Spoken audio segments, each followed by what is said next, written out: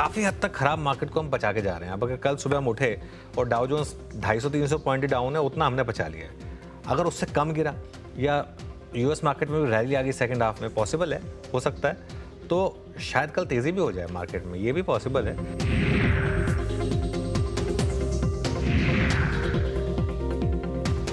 और मार्केट में शॉर्ट्स हैं इस समय, तो कल एक परफेक्ट मौका रहेगा शॉर्ट कवरिंग का।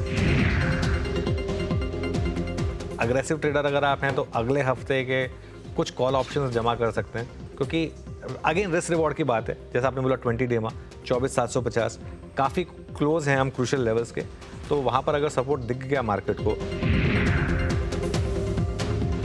अगले हफ्ते की 25,000 की कॉल जो करीब करीब 130 रुपीज़ पर है 19 सितंबर की, वो उस पर आप एक पंट ले तो अगर उसका पैटर्न मुझे अच्छा लग रहा है। निफ्टी का भी मुझे ना जो लास्ट के 10 मिनट है ना हश्ता, उसका पैटर्न अच्छा लग रहा है। मुझे लग रहा है कि मार्केट शायद फंसा देगा शॉर्ट्स को।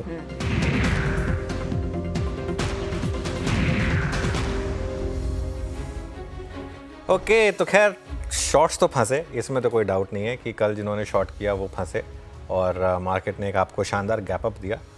अब आप कह सकते हैं कि गैप अप टिक नहीं पाया, लेकिन उस 25,072 का हाई था, 25,024 पर निफ्टी है अभी भी, तो कोई तकलीफ़ नहीं है। और देखते हैं मार्केट यहाँ से आगे अब किस तरीके से आगे बढ़ता है। लेकिन एक चीज़ तो क्लियर है कि आज मार्केट में हुआ क्या। आज मार्केट में गैप अप हुआ और उसके बाद एक लिमिटेड दायरे में मार्केट रहा। मार्केट ने रिवॉर्ड किया अगर आपने कल उस ट्रेड को लिया, तो आज अगर आपने गैप अप को चेस किया तो मार्केट ने रिवॉर्ड नहीं किया आपको।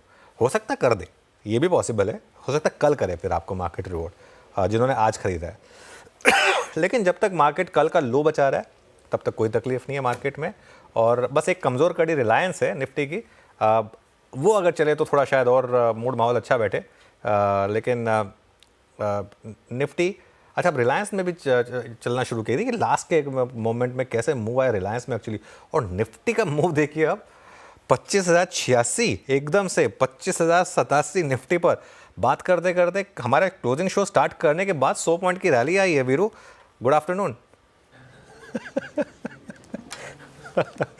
अनुज, गुड आफ्टरनून। आप यकीन मानिए कुछ सेकंड के लिए मेरा नेट गया था, और हाँ। जब नेट आने के बाद नेट कनेक्ट हुआ है तो हाँ। ये 25,096 सरप्राइजिंगली, आई मीन जब तक हम सुर्खियाँ पढ़ रहे थे ऐसा हो गया। पर अनुज, कल ना शॉर्ट करना, आज सुबह एक उसी पॉइंट से हम क्रैक हुए जो कि कॉल राइटर्स का जोन था। बैकफुट पे आए, स्ट्रेंथ को रिकलेक्ट किया बेस 1, और मतलब मेरे ख्याल से वो जो आपने बात की थी 20 डे मार्केट ट्रैजेक्टरी, वहाँ से फिर फुल बैक। लेकिन मोटे तौर पे क्या लग रहा है आज का सेटअप क्लोजिंग के वक्त निफ्टी बैंक का? देखिए वीरू, एक तो मैं अपने डायरेक्टर साहब को बोलूँगा वो ग्राफिक्स ना चलाएं, क्योंकि उसमें जो लेवल मेंशन था वो उस समय का था। अब तो मार्केट ने कम्प्लीटली उसका मौकरी बना दी, 25,120 पर आ गया। लेकिन एक चीज़ मैं बताऊँ आपको, आज क्या शानदार मार्केट रही है। कल वाले ट्रेडर्स को प्रॉफिट दिया, उसके बाद मार्केट ने आज एक काफ़ी हद तक सुबह BTSC ट्रेडर्स ने प्रॉफिट बुक किया। उसके बाद लोअर लेवल पर मार्केट ने एक बेस बनाया, और बेस बनाने के बाद देखिए किस तरीके से इंट्राडे में भागा ये मार्केट। वीरू, ये मार्केट तैयार है ये ऑल टाइम हाई हिट करने को, और हो सकता है ऑल टाइम हाई ये मार्केट कल या अगले हफ्ते बहुत जल्दी हिट कर दे। पैटर्न मार्केट का यही रहा है, क्योंकि टिपिकल मार्केट 20 डेमा तक गई, एक 20 डेमा का फॉल्स ब्रेकडाउन दिखाया उसने और वहाँ से भागा। और एक चीज़ अब आप समझ लीजिए, अगर आप कल BTST STBT में अगर आप कल शॉर्ट ट्रेड लेकर गए हैं तो आज आप ऑब्वियसली लॉस हुआ होगा, आपको बड़ा लॉस हुआ होगा। अगर कल आप शॉर्ट ट्रेड कैरी करके गए हैं इस मार्केट में, तो आप शीशे के सामने खड़े होइए या किसी मार्केट के सामने खड़े होइए, अपने कान पकड़िए, 3-4 उठक बैठक करिए और बोलिए कि, और एक लिखिए कि मैं इस मार्केट को पोजिशनली शॉर्ट नहीं करूँगा, इस मार्केट को मैं पोजिशनली शॉर्ट नहीं करूँगा। मैं थोड़ा इस समय भले ही आपको एक्सट्रीम साउंड कर रहा हूँ, लेकिन जब आपके पास इतनी स्ट्रॉन्ग ट्रेंडिंग मार्केट हो, जो गिरे और 20 डेमा पर आए, और वहाँ पर अगर आप शॉर्ट कैरी करें, तो मतलब इससे ख़राब ट्रेड तो हो ही नहीं सकती। लॉजिक कोई भी हो, रीज़न कोई भी हो। खैर एनीवे, अब करना क्या मार्केट में, 25,150 अब नेक्स्ट रेजिस्टेंस है। 25,150 अगर निकला तो 25,216, और उसके बाद फिर आपका ऑल टाइम हाई 25,333 के आसपास जो है वो लेवल्स बन जाएंगे। लेकिन आज के लिए अब नेक्स्ट लेवल टू वॉच होगा 25,150। और जिस तरीके से रिलायंस घूमा है, एक बार वापस रिलायंस का इंट्राडे चार्ट देखते हैं, जिस तरीके से रिलायंस घूमा है आज, ये देखिए रिलायंस का चार्ट, ये जो मिसिंग पीस था ना सिर्फ एक, अब इसने फायर करना शुरू किया। कंट्रीब्यूशन दिखाइए एक बार। जब मैं शो में एंटर कर रहा था, रिलायंस राइट हैंड साइड पे टॉप पे था, मतलब जो ड्रैगिंग स्टॉक्स है उसके टॉप पे था। अब मुझे हैरानी नहीं होगी ये अगर एकदम से लेफ्ट हैंड साइड के टॉप पे आने की तैयारी कर रहा हो। HDFC बैंक 24 पॉइंट, भारतीय 17 पॉइंट और रिलायंस अब 13 पॉइंट कंट्रीब्यूट कर रहा है अप साइड में। और एक चीज़, बैंक निफ्टी का इंट्राडे चार्ट रखिए अब जरा। बैंक निफ्टी में अब हम आ गए 51,400 पर। कल का हाई था 51,421, ठीक है, 51,408 आज का हाई, कल का हाई था 51,421। और सुबह हमारी कमेंट्री में क्या डिस्कस हुआ था कि अगर 51,500 निकला तो फिर एक और second round of short covering होगी। और HDFC बैंक का इंट्राडे चार्ट देखिए आप, HDFC बैंक का इंट्राडे चार्ट, ये क्या शानदार आपको मूव दिखा रहा है। और 25,140, अब निफ्टी लेकर आइए जरा, 25,140, 25,146 पर निफ्टी इस समय, 25,150, 25,158 निफ्टी। और अब देखिए क्या है ना, अगर आपने शॉर्ट ट्रेड लिया हो या शॉर्ट ट्रेड का व्यू दिया हो तो आप कैसे भी करके उस ट्रेड को जस्टिफाई करने की कोशिश करेंगे। लेकिन ये मार्केट ने आज क्या शानदार मूव्स दिखाए। मैं मतलब हर रोज़ मार्केट कुछ नया सिखाता है आपको। हम शो में एंटर कर रहे थे, निफ्टी 80 पॉइंट ऊपर था, अब निफ्टी 240 पॉइंट ऊपर है। 160 पॉइंट का मूव आया 5 मिनट में निफ्टी के अंदर। और वो 25,150 निकलते ही एक और फ्रेश मूव शुरू हुआ। और अब मुझे लग रहा है 25,216 तक की भी आप तैयारी कर लीजिए। ये मार्केट बुरी तरीके से शॉर्ट को फंसाकर ऑल टाइम हाई की तरफ बढ़ चला है अब। और जैसा मैं कह रहा हूँ, अगर आपने कल शॉर्ट किया, गुड लक टू यू और all the best to you. आज सुबह ओपनिंग में बात हो रही थी, जब आपने मुझे कहा था कि चलिए मार्केट ओपनिंग की तरफ चलते हैं और आपने कहा मुझे ऑल द बेस्ट। मैंने कहा था ना कि आज बेस्ट ऑफ लक तो आप उनको बोलिए जो शॉर्ट करके गए थे। मुझे तो कोई वो इंडिकेशन नहीं था कि ये लेकिन फ्रैंकली ना, इस तरीके से जो लास्ट के कुछ मिनटों में मूव आया है, ये आपको पावर बता रहा है इस समय मार्केट की, लॉन्ग टर्म ट्रेंड की पावर बता रहा है। क्यों मैं और एक चीज़ वीरू, मैंने मार्केट पर क्यों शॉर्ट कॉल नहीं लिया पिछले 2-3 दिनों में। वो शॉर्ट कॉल इसीलिए नहीं लिया क्योंकि आप अगर शॉर्ट कॉल लेते हैं ना, भले ही इंटरडे में एक आध बार वो आपको पैसा बना दे, उसमें आप फिर इस तरीके की जब बड़ी ट्रेड आती है ना, जो ट्रेंड के साथ वाली ट्रेड होती है, उससे मिस कर जाते हैं आप, आपकी साइकी खराब हो जाती है। अगर आपने फॉर एग्जांपल कल शॉर्ट किया था, कल निफ्टी में आप शॉर्ट करके गए थे, आज सुबह आपकी हिम्मत ही नहीं हुई होगी कि आप लॉन्ग ले पाएँ। आप अपना शॉर्ट कवर करने के चक्कर में ही रह गए होंगे।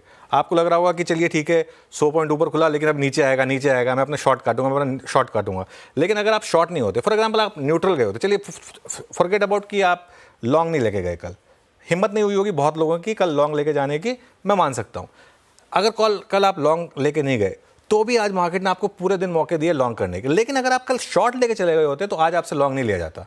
फिर आज आप पूरे दिन इस चक्कर में रहते कि मार्केट मुझे कब एग्जिट देगा शॉर्ट में से, और वो स्क्रीन को आप बार बार देखते रहते कि नहीं एग्जिट मिलेगा मुझे, और मार्केट ने आपको एग्जिट नहीं दिया। और एक बता दूं मैं आपको बात, बहुत लोगों ने शॉर्ट अब काटे होंगे क्योंकि उनको लग रहा होगा कि अब बस ये मार्केट कभी भी किसी भी टाइम नीचे कोलैप्स हो सकता है, पूरे दिन में चला ही नहीं है तो इसके लिए।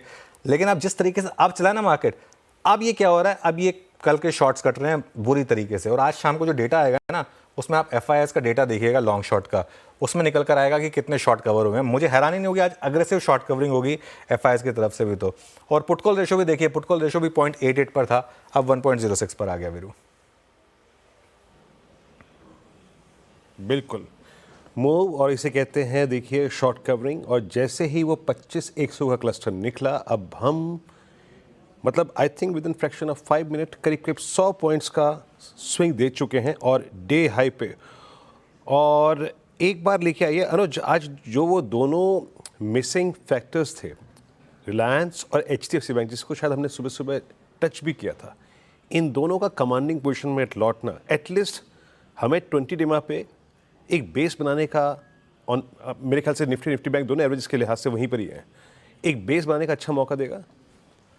बिल्कुल वीरू। और देखिए मैं एक बात बताऊं, मैं सच बता रहा हूं, मैं लोगों का जैसे कहता हूं 2 हाथ जोड़ के थैंक यू बोल रहा हूं। मुझे जो इतने सारे मैसेजेस आ रहे हैं कि ये हमने ये क्लोजिंग का शो स्टार्ट होते एकदम से वापस जो इतनी शानदार तेज़ी आई, और ये ऑल टाइम हाई भी ज़्यादा दूर बचा नहीं है, तो मैं थोड़ा सा लोगों को ये कहूँगा कि आप ये सब आप सबका प्यार है, लेकिन वो जो कॉल हमने बात की थी कल, आपको याद है कल हमने एक बात की थी कि अगले हफ्ते की 25,000 की कॉल, वो उसको अटेम्प्ट करिए।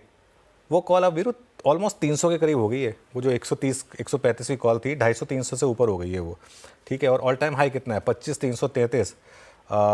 कोई हैरानी नहीं होगी मुझे ये मार्केट आज ही हिट कर दे ऑल टाइम हाई, तो मुझे बिल्कुल हैरानी नहीं होगी अगर आज ही हम ऑल टाइम हाई हिट कर दें तो। बचा क्या मार्केट के ऑल टाइम हाई में? 25,200 आ गया और 137 पॉइंट बचे। बिल्कुल। और बैंक निफ्टी की जहाँ तक बात है, बैंक निफ्टी ने भी देखिए कल का हाई आई थिंक अब क्रॉस कर लिया। बिल्कुल कल का हाई क्रॉस हो गया, अब 51,500 पर आ गए हम। और 51,500 क्रॉस होगा तो थोड़ा काम बाकी का बैंक निफ्टी भी करेगा, तो ये भी एक पॉजिटिव है इस सब से। लेकिन सीख क्या निकल कर आई? मेन चीज़ तो ये है, चलिए ठीक है, कॉल सही गलत होती है, सबकी होती है कॉल सही गलत।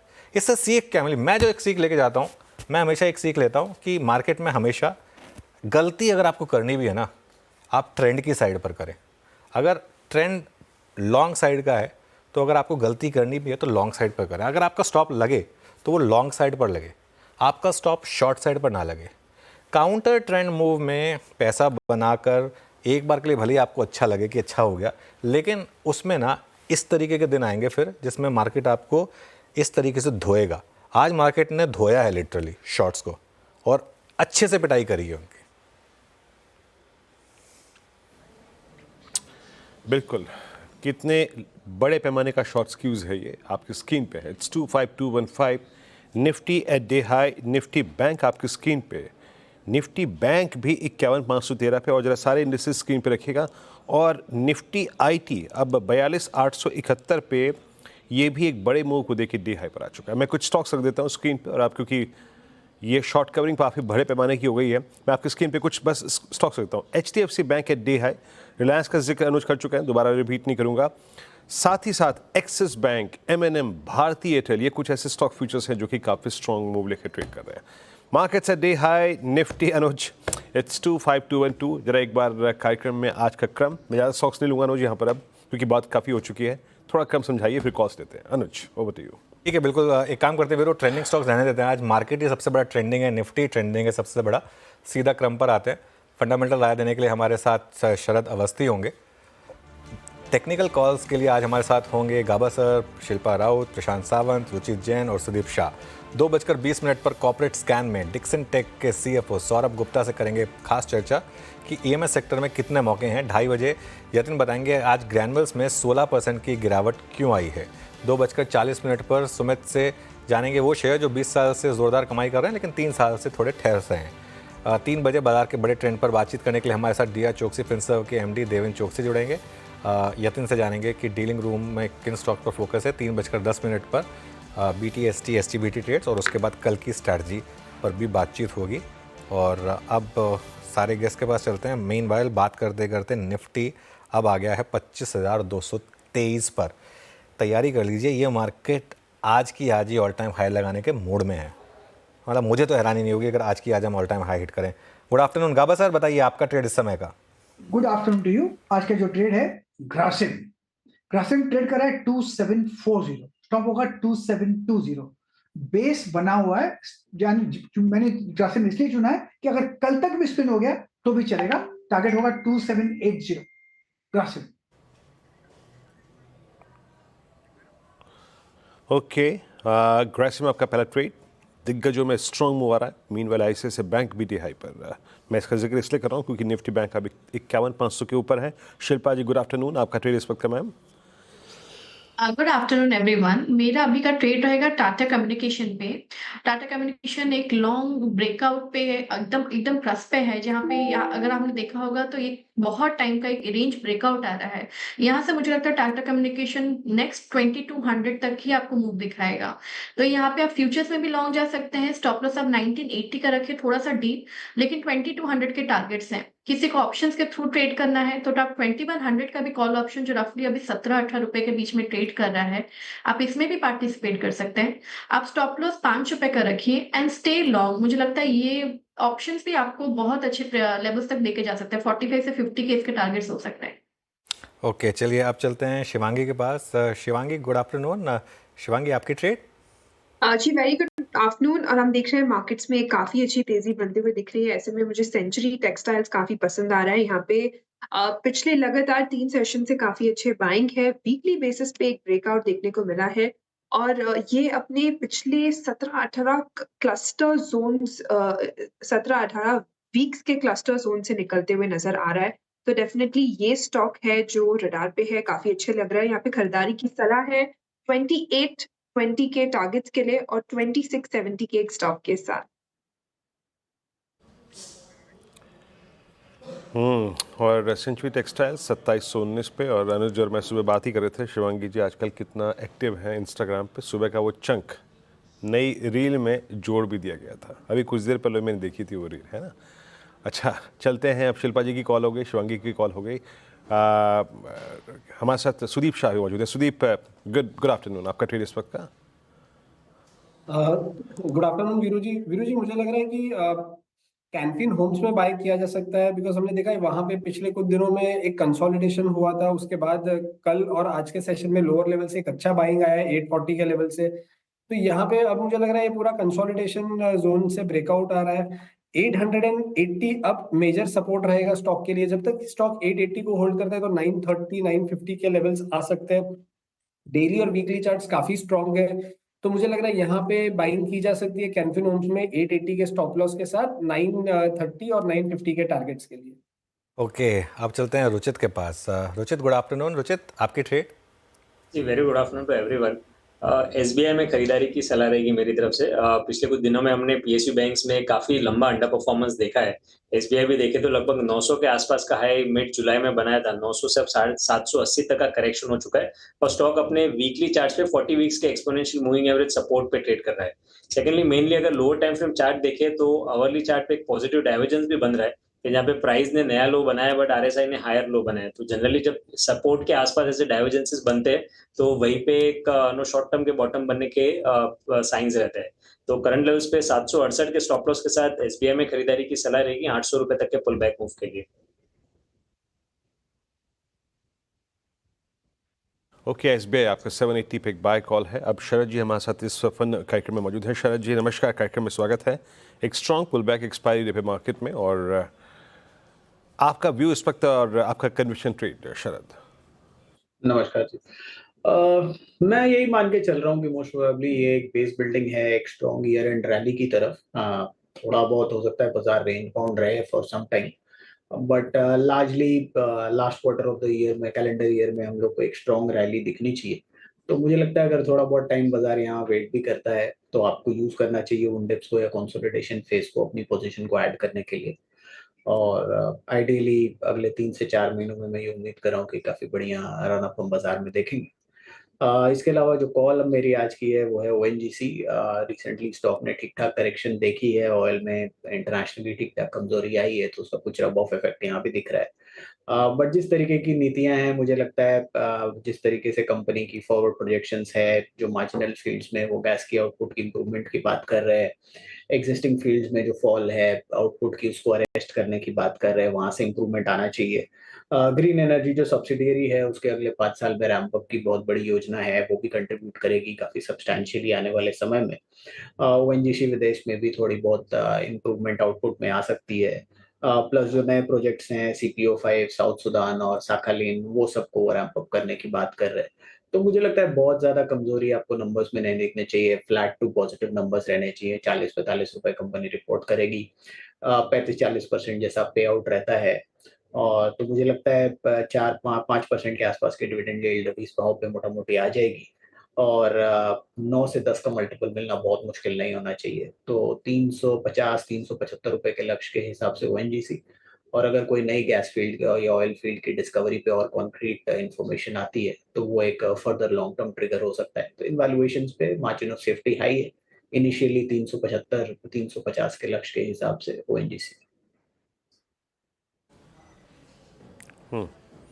ओके, ओएनजीसी 291.65 पे आपका इस वक्त का कन्विक्शन ट्रेड है। इस बीच निफ्टी और निफ्टी बैंक फिर स्क्रीन पे लेके आइएगा।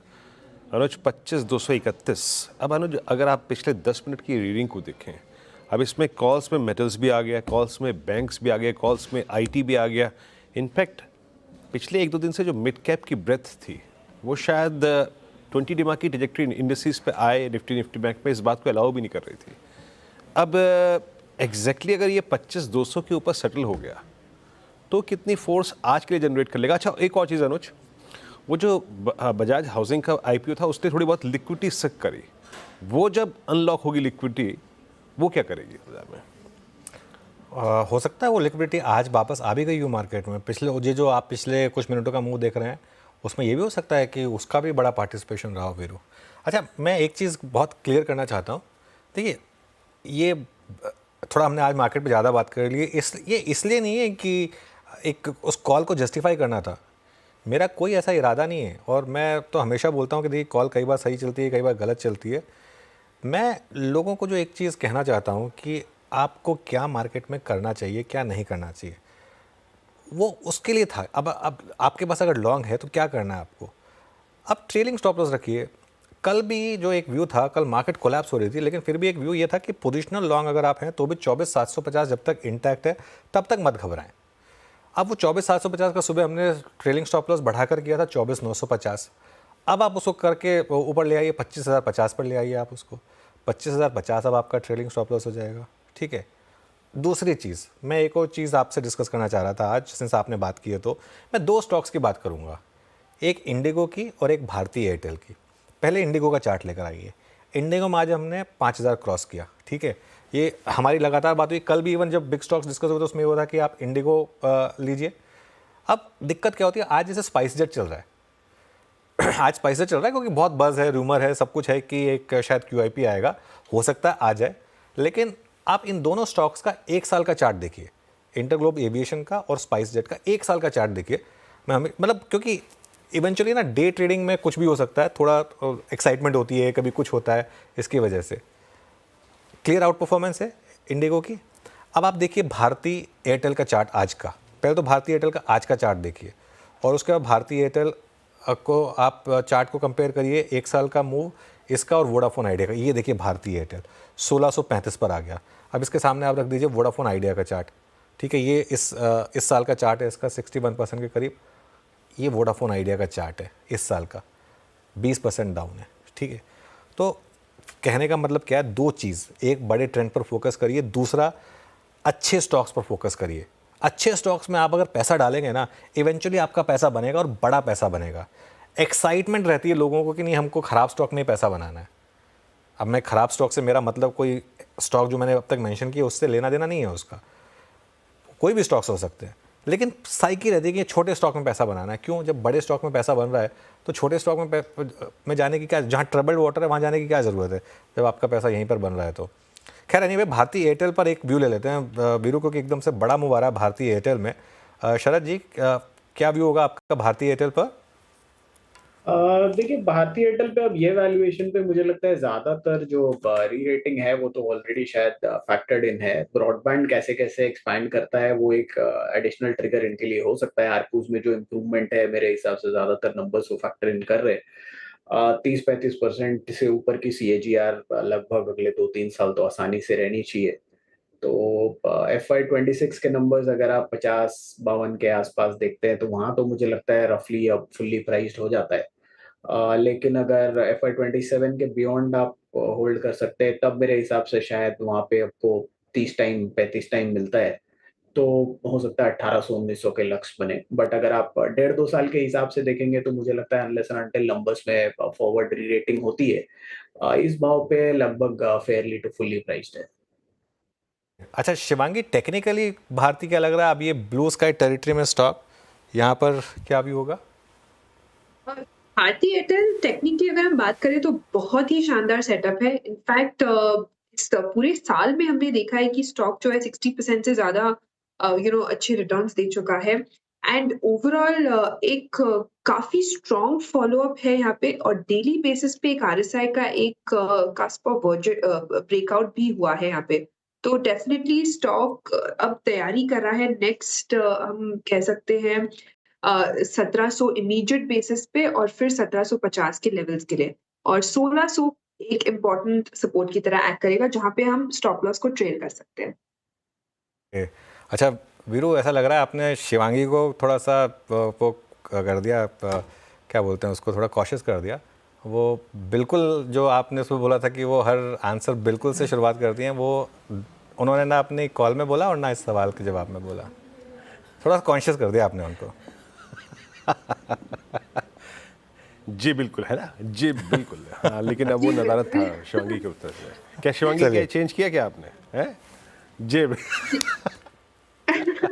जी बिल्कुल। जी आप में पास लाना। बट निफ्टी नहीं को नहीं देखिए शिवांगी, जरा। देखिए शिवांगी, ऐसा है ये आप हंसी मजाक निफ्टी- में अलग बात कर रहे थे, ऐसा मतलब कोई जो आपका स्टाइल है उसको बना के रखिए, कोई दिक्कत नहीं है।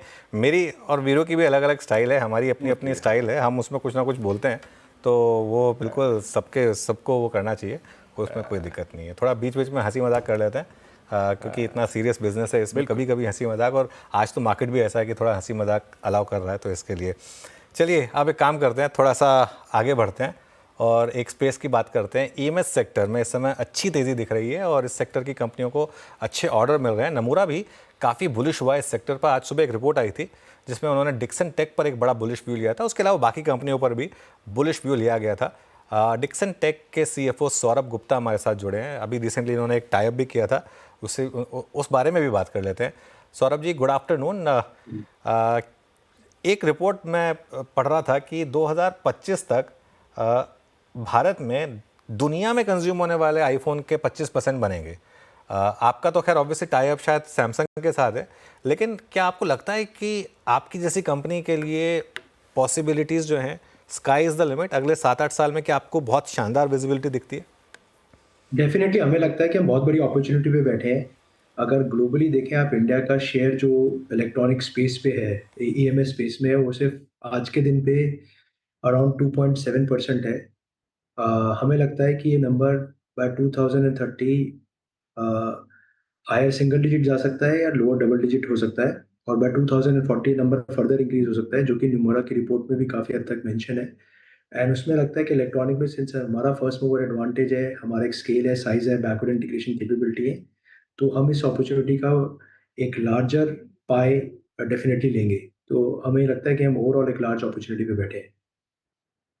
क्या माना जाए, देखिए सौरभ जी, एक चीज़ है आपकी कंपनी के साथ, एक हमेशा माना जाता है कि it's a top line game, क्योंकि आप 3-3.5% के वेफर थिन मार्जिन पे काम करते हैं, तो एक अजम्पशन ये रहती है कि नहीं, ये मार्जिन तो इंटैक्ट रहेगा और उसके साथ लेकिन आपकी टॉप लाइन जिस लेवल पे ग्रो करेगी उसी लेवल पर आपकी बॉटम लाइन ग्रो करेगी। क्या ये थीसिस सही है? हमें लगता है कि आगे आने वाले टाइम में हमारा सिंस काफ़ी कंपनी का फोकस बैकवर्ड इंटीग्रेशन पर है, कंपोनेंट पर है। हमने मोबाइल में ऑलरेडी कुछ पार्टनरशिप अनाउंस करी हैं, कुछ पार्टनरशिप पे हम लोग वर्क कर रहे हैं। मोबाइल हमारा बहुत बड़ा प्ले है, तो जो जितनी भी बैकवर्ड इंटीग्रेशन की अपॉर्चुनिटीज़ हैं, वो हमें लगता है कि डेफिनेटली वो बहुत बड़ी मार्जिन एक्रेटिव अपॉर्चुनिटीज़ हैं, उसमें अच्छा मार्जिन आ सकता है। और जैसे-जैसे हमारा स्केल बढ़ेगा, अ, उसमें हमें लगता है कि इवन ऑपरेटिंग लेवरेज का बेनिफिट भी आएगा, और कई बिज़नेसेस में हम अपने डिज़ाइनिंग कैपेबिलिटी भी ऑफ़र करेंगे। जब डिज़ाइनिंग कैपेबिलिटी करते हैं, ऑपरेटिंग लेवरेज करेंगे या बैकवर्ड इंटीग्रेशन करेंगे, तो तीनों ये पॉजिटिवली मार्जिन को इम्पैक्ट करेंगे। सो मेरे को लगता है कि डेफिनिटली अब हमारा सब 4% मार्जिन है, एक तो वो तो मेंटेन रहना चाहिए, और आगे आने वाले सालों में थोड़ा-थोड़ा इसमें एक्सपेंशन देख सकते हैं आप।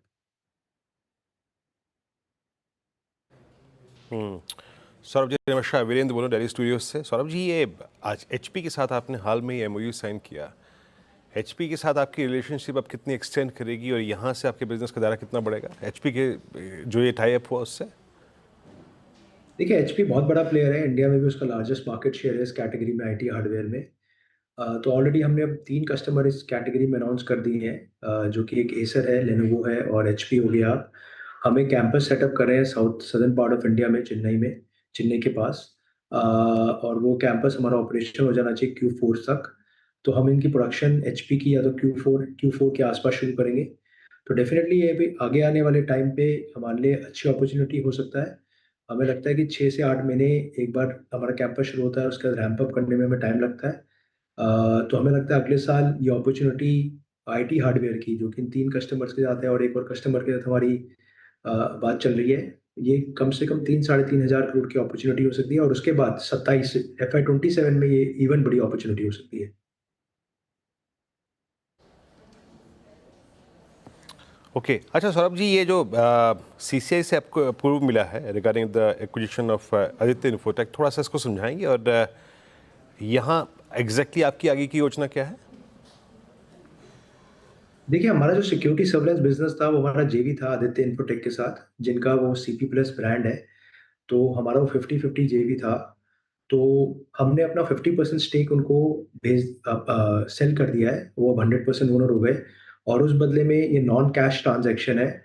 हमने उस कंपनी में जो एएल की ब्रांडेड या मार्केटिंग एंटिटी है, उसमें हम 6.5% स्टेक ले रहे हैं उस कंपनी में। वो कंपनी अभी आगे आने वाले टाइम में आईपीओ करेगी। तो और हम लोग उसके लिए on a management fee basis हम मैन्युफैक्चरिंग भी करते रहेंगे। तो ये ट्रांज़ैक्शन जो मैंने आपको समझाई, ये यही ट्रांज़ैक्शन है। हाँ जी, इसका सीसीआई अप्रूवल अभी परसों मिला है हमें। वाइट गुड्स में क्या चल रहा है अब इस समय सौरभ जी? क्योंकि यहाँ पर भी ऑब्वियसली डिमांड, मतलब नंबर्स तो दिखा ही रहे हैं आप, जैसे सारी कंपनियों के नंबर्स देखिए, वोल्टास, हेवल्स, वर्लपूल, इनके नंबर्स अच्छे हैं। आपने 2024 में रेफ्रिजरेटर बिजनेस कमेंस किया था, वॉशिंग मशीन बिजनेस में भी 18% की ग्रोथ रही है। इन कैटेगरीज में क्या आउटलुक है? देखिए, रेफ्रिजरेटर बिज़नेस डेफ़िनेटली बहुत अच्छा लग रहा है। हमने 1.2 मिलियन की कैपेसिटी क्रिएट करी थी। हम इसको फर्दर एक्सपैंड करेंगे 2 मिलियन पे डायरेक्ट कूल में। और हम फ्रॉस्ट फ्री की भी डीप स्टडी कर रहे हैं, फ्रॉस्ट फ्री रेफ्रिजरेटर्स की। और वॉशिंग मशीन में हमारे सेमी ऑटोमेटिक मार्केट में अगर आप देखें, ऑलरेडी एक लार्ज मार्केट शेयर है, बट हमें लगता है कि उसमें स्टिल ग्रोथ होती रहेगी। थोड़ी-सी लोअर डबल डिजिट ग्रोथ होगी, बट डेफ़िनेटली जो फ्रंट लोडर, जो हमारे टॉप लोडर है, उसमें हमें अच्छी ग्रोथ की उम्मीद है। तो ओवरऑल वॉशिंग मशीन पोर्टफोलियो में भी हमें 15 से 20% की ग्रोथ की उम्मीद है। अच्छा, एक चीज़ सौरभ जी, एक आपके बिजनेस में एक बहुत बड़ा फैक्टर रहा है पीएलआई इंसेंटिव्स। अगर ये पीएलआई इंसेंटिव्स आपको लगता है कि ज़रूरी रहेंगे आपके लिए इस लेवल पर कंटिन्यू टू परफॉर्म करने के लिए?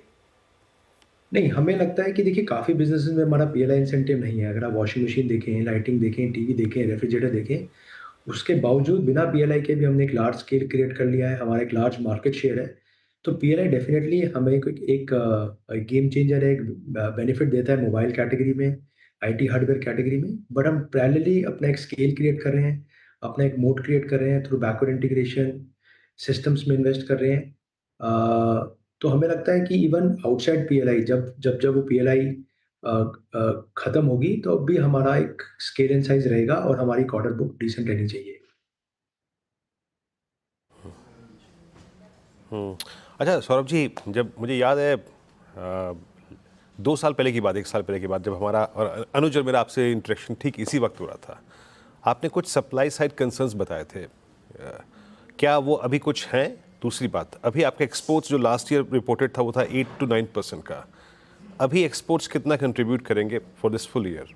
कितना अपटिक पॉसिबल है एक्सपोर्ट्स में? हाँ, तो मैं आपको दूसरा क्वेश्चन का आंसर करता हूँ। तो एक्सपोर्ट्स हमारा लास्ट ईयर अराउंड 1200 करोड़ था on a top line of 17,600 crore. इस साल हमें लगता है ये 1200 करोड़ डेफिनेटली 60-70% से ग्रो करेगा। But as a percentage of revenue, since हमारा रेवेन्यू ओवरऑल भी ग्रो कर रहा है, तो इसका कंट्रीब्यूशन 8 to 9% के आसपास ही रहना चाहिए, बट एब्सोल्यूट नंबर अच्छा बढ़ेगा। और रही बात आपकी सप्लाई चेन की, तो सप्लाई चेन में हम डेफिनेटली कुछ भी चैलेंज नहीं देख रहे हैं। सप्लाई कंपोनेंट्स इजीली अवेलेबल हैं, प्राइसेस भी ठीक है। थोड़ा-सा अभी पीछे लॉजिस्टिक्स कॉस्ट बढ़ी थी, वो रेड सी वगैरह को लेके। उसका हमारा 20% ऑफ द बिज़नेस जो कि ओडीएम होता है, उसमें थोड़ा-सा मार्जिन पे मार्जिनल इम्पैक्ट था, बट वो भी अब ठीक हो गए हैं। लॉजिस्टिक कॉस्ट अब अगेन वो ठीक हो गई हैं और उसका अब पॉजिटिव इम्पैक्ट दिख रहा है मार्जिन्स पे। ओके, बहुत बहुत शुक्रिया सौरभ जी, आज हमारे साथ जुड़ने के लिए और हमसे बात करने के लिए। बहुत-बहुत धन्यवाद Anuj, thank you. Sharad ji, Dixon tech हर लेवल पे लगता है कि स्टॉक महंगा है, लेकिन फिर रैली आती है, क्या करें? नहीं, मुझे लगता है एक एक्सपेक्टेशन है कि आने वाले समय में अगर ये कंपनीज, जैसा आप अभी बोल रहे थे कि अभी भी वेफर थिन मार्जिन्स पे ही एज एन कॉन्ट्रैक्टर ये लोग ऑपरेट करते हैं लार्जली, लेकिन जैसा मैनेजमेंट भी बोल रही है कि जैसे जैसे डिजाइन एलिमेंट उनके काम में बढ़ता है, मुझे लगता है मार्जिन्स में थोड़ी बहुत इंप्रूवमेंट की गुंजाइश रखी जा सकती है। अल्टीमेट लॉन्ग टर्म गोल ये होना चाहिए कि ये कंपनीज खुद अपने ब्रांड्स लेके आए इतने बड़े स्केल पे मैन्युफैक्चर होने के बाद। बट उसके पहले उस चीज को मेरे हिसाब से अभी 5 से 10 साल का समय और लगेगा। अभी की वैल्यूएशंस पे आप अगर देखें तो FY27 में FY26 के नंबर्स काफी डिप्लीट हो गए थे बीच में। जो पहले एक्सपेक्टेशन थी लगभग 42,000 करोड़ के आसपास के सेल की, वो घट के वापस 25-30,000 करोड़ पे आ गई थी। अभी वापस जो एक्सपेक्टेशन है वो 40-42,000 करोड़ के आसपास आ गई है। तो मुझे लगता है अब लगभग हम जो एक्सपेक्टेशन कर रहे हैं वहां से बहुत ज्यादा आउट परफॉर्मेंस नंबर्स में नहीं आनी चाहिए। टॉप लाइन में 30-35% CAGR आपको मिलनी चाहिए। 25 तो मोर और लेस डिस्काउंटेड है मेरे हिसाब से। 26 के ऑनवर्ड्स आपको वही 25 से 30% top line CAGR, bottom line में 30-35% की CAGR। उसके हिसाब में अगर FY27 पे स्टॉक ऑलरेडी 65 टाइम्स ट्रेड कर रहा है, तो मुझे लगता है ज्यादातर से ज्यादा पॉजिटिव्स प्राइस्ड इन है। और यहाँ से बहुत ज्यादा री रेटिंग अगर नहीं होती है, तो मुझे लगता है ये वैल्यूएशन पे बहुत सेंसिबल नहीं होगा बने रहना स्टॉक में। ओके, इस बीच डिक्सन से बाहर निकलते हैं और निफ्टी का स्ट्रेच अब इसको करीब करीब 25,252 पे लिया है। मैं बहुत देर से मेटल स्पेस को विटनेस कर रहा हूँ। Look at SAIL, look at JSW steel 951 पे डे हाई की डायरेक्टरी मार्केट। आपकी राय इस पर शिल्पा जी, जरा एक बार देखिएगा आप। JSW स्टील स्विंग दिया, निफ्टी मेटल इंडेक्स में भी अच्छा खासा स्विंग आ रहा है। इस पर शॉर्ट्स भी काफ़ी हैं, लगभग लास्ट 10 दिन के। आपका टेक इस पे? जी बिल्कुल वीरेंद्र जी, यहाँ से मुझे लगता है एक फ्रेश ब्रेकआउट है। आपका स्टॉप लॉस 940 का होना चाहिए। 980 से लेके 1000 के इसके टारगेट्स हैं। आप इसको ऑप्शंस के थ्रू भी ले सकते हैं। 960 का कॉल ऑप्शन रफली अभी 15-16 के बीच में ट्रेड कर रहा है, आप उसमें भी पार्टिसिपेट कर सकते हैं। स्टॉप लॉस आज यहाँ पे इसका डे लो 8 रुपए के अराउंड आप इसको रखिए। मुझे लगता है इसको कैरी कर सकते हैं, ये आपको 1-2 दिन में बहुत अच्छे गेन्स दिखा सकता है। चलिए अब बात करते हैं ग्रैन्यूल्स की। और इस स्टॉक में आज एक बड़ी गिरावट आपको दिखाई देगी। 15% के करीब, 16% के करीब स्टॉक इस समय नीचे है। आज ऑब्वियसली रीजंस आए वो कुछ देर में डिस्कस करेंगे उसको, लेकिन शरद जी अगर आप ट्रैक करते हैं स्टॉक को तो कोई व्यू स्टॉक पर? देखिए, ये वैल्यूएशन पे लगभग आज से कुछ समय पहले तक तो काफी अट्रैक्टिव वैल्यूएशन पे स्टॉक मिलता था 2024 के शुरुआती दौर में, बट अभी लगभग जो हिस्टोरिकल वैल्यूएशंस थी उसके आसपास चल रहा है। और इस अनाउंसमेंट के बाद अगर नेगेटिव इम्पैक्ट पड़ता है तो मेरे हिसाब से फॉरवर्ड नंबर्स में भी काफी हो सकता है कि डाउन ड्रॉ करना पड़े आपको साल सवा साल के लिए। तो ये वैल्यूएशन पे बेटर है कि आप इसको अवॉइड ही करें। मुझे लगता है 25 इस साल और 30 के आसपास अगले साल की उम्मीद थी, तो उस पर ऑलरेडी 600 रुपए के आसपास 25-30 टाइम 20-25 टाइम ऑलरेडी चल रहा है। तो मुझे नहीं लगता कि यहाँ से बहुत ज्यादा अपसाइड आपको ग्रैन्यूल्स में मिलनी चाहिए। जनरली 18-20% ग्रोथ का बिजनेस है। बहुत ऑप्टिमिस्टिक भी रहा तो मेरे हिसाब से 20-25 टाइम के आसपास का मल्टीपल होना चाहिए। तो लगभग स्टॉक वहीं पे है। और साल 1.5 साल मेरे हिसाब से ये अनाउंसमेंट के बाद थोड़ी अनसर्टेनिटी आ जाती है नंबर्स में, तो मुझे लगता है इन वैल्यूएशंस पे भी अब लगभग अवॉइड ही करना चाहिए। ओके, अवॉइड करना चाहिए। चलिए अब कारण जानते हैं कि क्यों आज ये 16% नीचे है। वो जो हमने हेडलाइन मेंशन किया, एक जांच हुई यहाँ पर, क्या कहा US FDA ने? यतिन से जानते हैं। Yatin, good afternoon. Good afternoon. और अगर हम बात करें ग्रैन्यूल्स की, तो इनका जो सबसे बड़ा सिंगल लार्जेस्ट प्लांट है वो तेलंगाना जिले में है। और अगर हम बात करें स्पेसिफिकली इस US FDA के मामले की, तो कुछ ही हफ्तों पहले ये US FDA की प्लांट पे इंस्पेक्शन हुई थी, जहाँ 6 ऑब्जर्वेशंस कंपनी ने एक्सचेंज फाइलिंग में कहा था आए हैं। लेकिन अब जब फॉर्म 483 पब्लिक डोमेन में आया है, उसमें 6 आपत्तियाँ पाई गई हैं, जिसमें से एक आपत्तियाँ पिछले जो टाइम इंस्पेक्शन हुआ था दिसंबर के महीने में, उसके रिपीट ऑब्जर्वेशंस आपको दिखाई पड़ रहे हैं। और सबसे अहम जो फॉर्म 483 का 21वां पन्ना है वो काफ़ी अहम है, क्योंकि डेटा इंटीग्रिटी का इशू जो है US FDA ने फ्लैग ऑफ किया है। क्यों यहाँ डेटा इंटीग्रिटी इशू हुआ है? क्योंकि US FDA ने जब प्लांट की जांच शुरू की थी, तब ये प्लांट में पाया गया था कि बहुत सारे कागज़ जो हैं, जहाँ GMP के टेस्ट रिपोर्ट्स रहते हैं, डॉक्यूमेंट्स रहते हैं, उनसे छेड़खानी की गई। बहुत सारे डॉक्यूमेंट्स एक बोरी में फटी हालत में पाए गए, और जब वो फटे कागज़ को जोड़ के US FDA ने देखा तो ये टेस्ट रिपोर्ट्स थी, उसको डिस्ट्रॉय करने की कोशिश की गई थी। एक ट्रक में भी बोरियां भर के आपको कागज़ दिखाई दिए थे जो डिस्कार्ड किए गए थे टेस्ट रिपोर्ट्स में, जो अलाउड नहीं होता है। और US FDA की जो क्वालिटी स्टैंडर्ड्स होती हैं, इनमें ये सबसे बड़ा एक इशू होता है कि अगर आप रिकॉर्ड्स के साथ कोई छेड़छाड़ करें और डेटा इंटीग्रिटी के इश्यूज़ हों, तो इसको बहुत सीरियसली लेता है US FDA। और मुझे लगता है बाज़ार को शायद ये पॉइंट पसंद नहीं आया, जहाँ एक डेटा इंटीग्रिटी का मेजर इशू, खास करके रिकॉर्ड्स के साथ छेड़छाड़ करने का इशू उभर के आया है। बिल्कुल। तो ये इस समय ग्रैन्यूल्स में आज 16% की गिरावट। सबसे बड़ा लूज़र इस समय ये स्टॉक आपको ब्रॉडर मार्केट में दिखाई देगा। F&O में 17% नीचे अब ये स्टॉक। शिल्पा जी, कोई इसमें डेड कट बाउंस एक्सपेक्ट करें या फिर इसमें कोई ट्रेड है लॉन्ग या शॉर्ट साइड पर? अनुज जी, मुझे लगता है एक दिन इसको छोड़ देना चाहिए देखने के लिए, क्योंकि काफी स्ट्रॉन्ग ब्रेकडाउन है। यहाँ पे एक छोटा सा बाउंस आता भी है तो भी 580 पे एक रेजिस्टेंस दिख रहा है, तो मुझे लगता है अवॉइड करना चाहिए थोड़ा। प्रोबेबली 1-2 दिन के बाद इस पे एक व्यू ले सकते हैं। फार्मा की बात हो रही है तो एक और स्टॉक की बात कर लेते हैं, बायोकॉन एंड बायोकॉन बायोलॉजिक्स की एग्जीक्यूटिव चेयरपर्सन किरण मजूमदार-शॉ ने कंपनी बेचने की खबरों को अफवाह बताया है। यूएस इंडिया बिजनेस काउंसिल के इंडिया आइडियाज समिट में हमारे सहयोगी चैनल CNBC TV18 के साथ खास बातचीत में उन्होंने कहा कि इक्विटी के जरिए कर्ज घटाने के विकल्पों पर विचार हो रहा है। So I would say that I'm in a position today to say that we can comfortably service the debt, but I'm not the kind of person who feels comfortable at these levels, let's put it that way. So that's why I wanted to reduce further so that it sort of basically gives me a better sense of comfort. No, we would look at several options if it makes sense. But at this point in time, I think we are really focusing on equity options. Well, And some other financing options. Well, I can categorically deny that that rumor or the speculation. You know, I'm an entrepreneur who has built to last. I'm not going to sell out, and I don't think you should pay any heed to such speculation.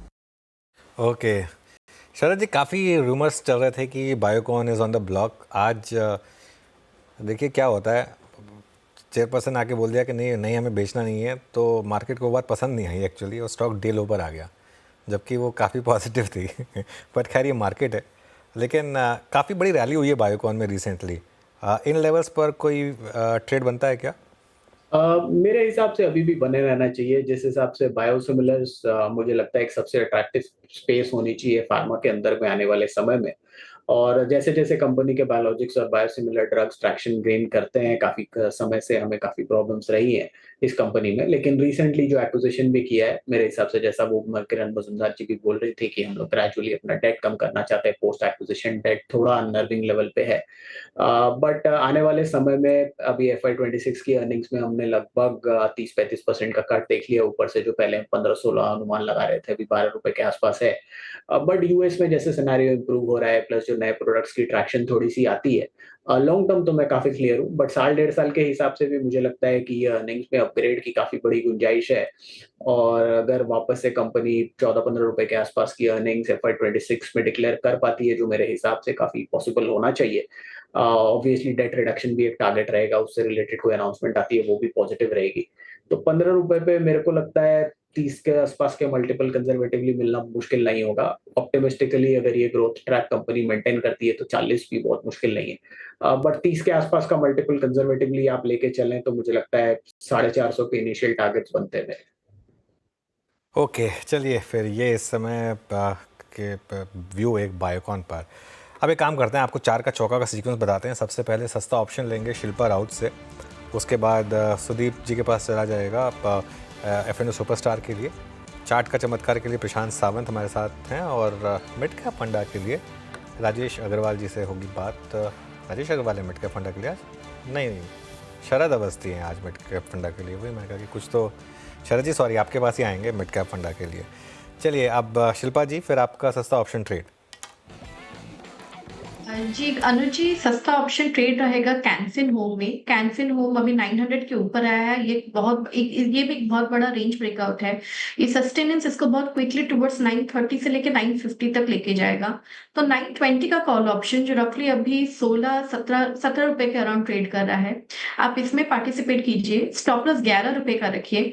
इसका पहला target जो रहेगा वो रहेगा 26 का। इसके ऊपर sustain करता है तो 33 के नेक्स्ट टारगेट से।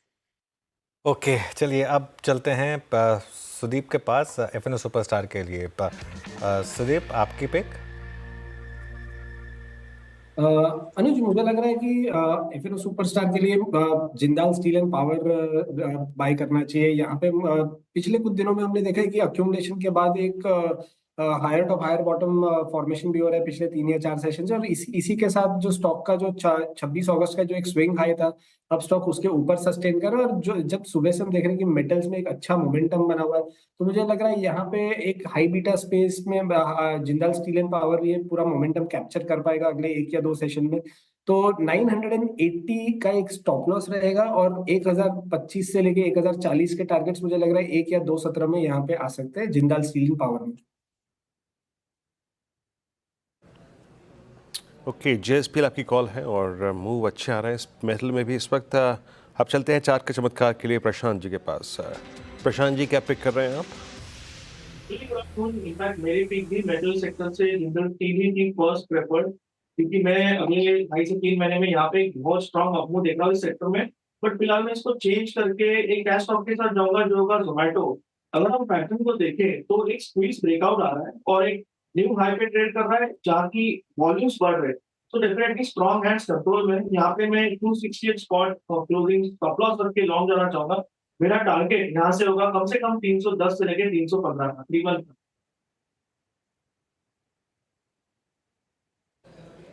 ओके, जोमेटो पे आपका बाय कॉल है। अच्छा, जोमेटो आपकी स्क्रीन पे करियर हाई पे 283.70 पे नया all time high for Zomato.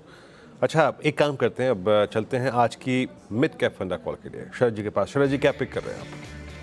हाँ जी, तो हमारी आज की मिड कैप फंडा है रेन इंडस्ट्रीज। कंपनी सीपीसी और सीटीपी की देश दुनिया भर की दुनिया की सबसे बड़ी कंपनी शामिल है। और पिछले कुछ समय में मार्जिन्स में काफी कोलैप्स देखने मिला है कंपनी के नंबर्स में, क्योंकि रॉ मटेरियल और फिनिश प्रोडक्ट्स के बीच में जो डिफरेंस है उसको वो मेंटेन नहीं कर पाए, और कुछ प्रॉब्लम्स थी सोर्सिंग की भी।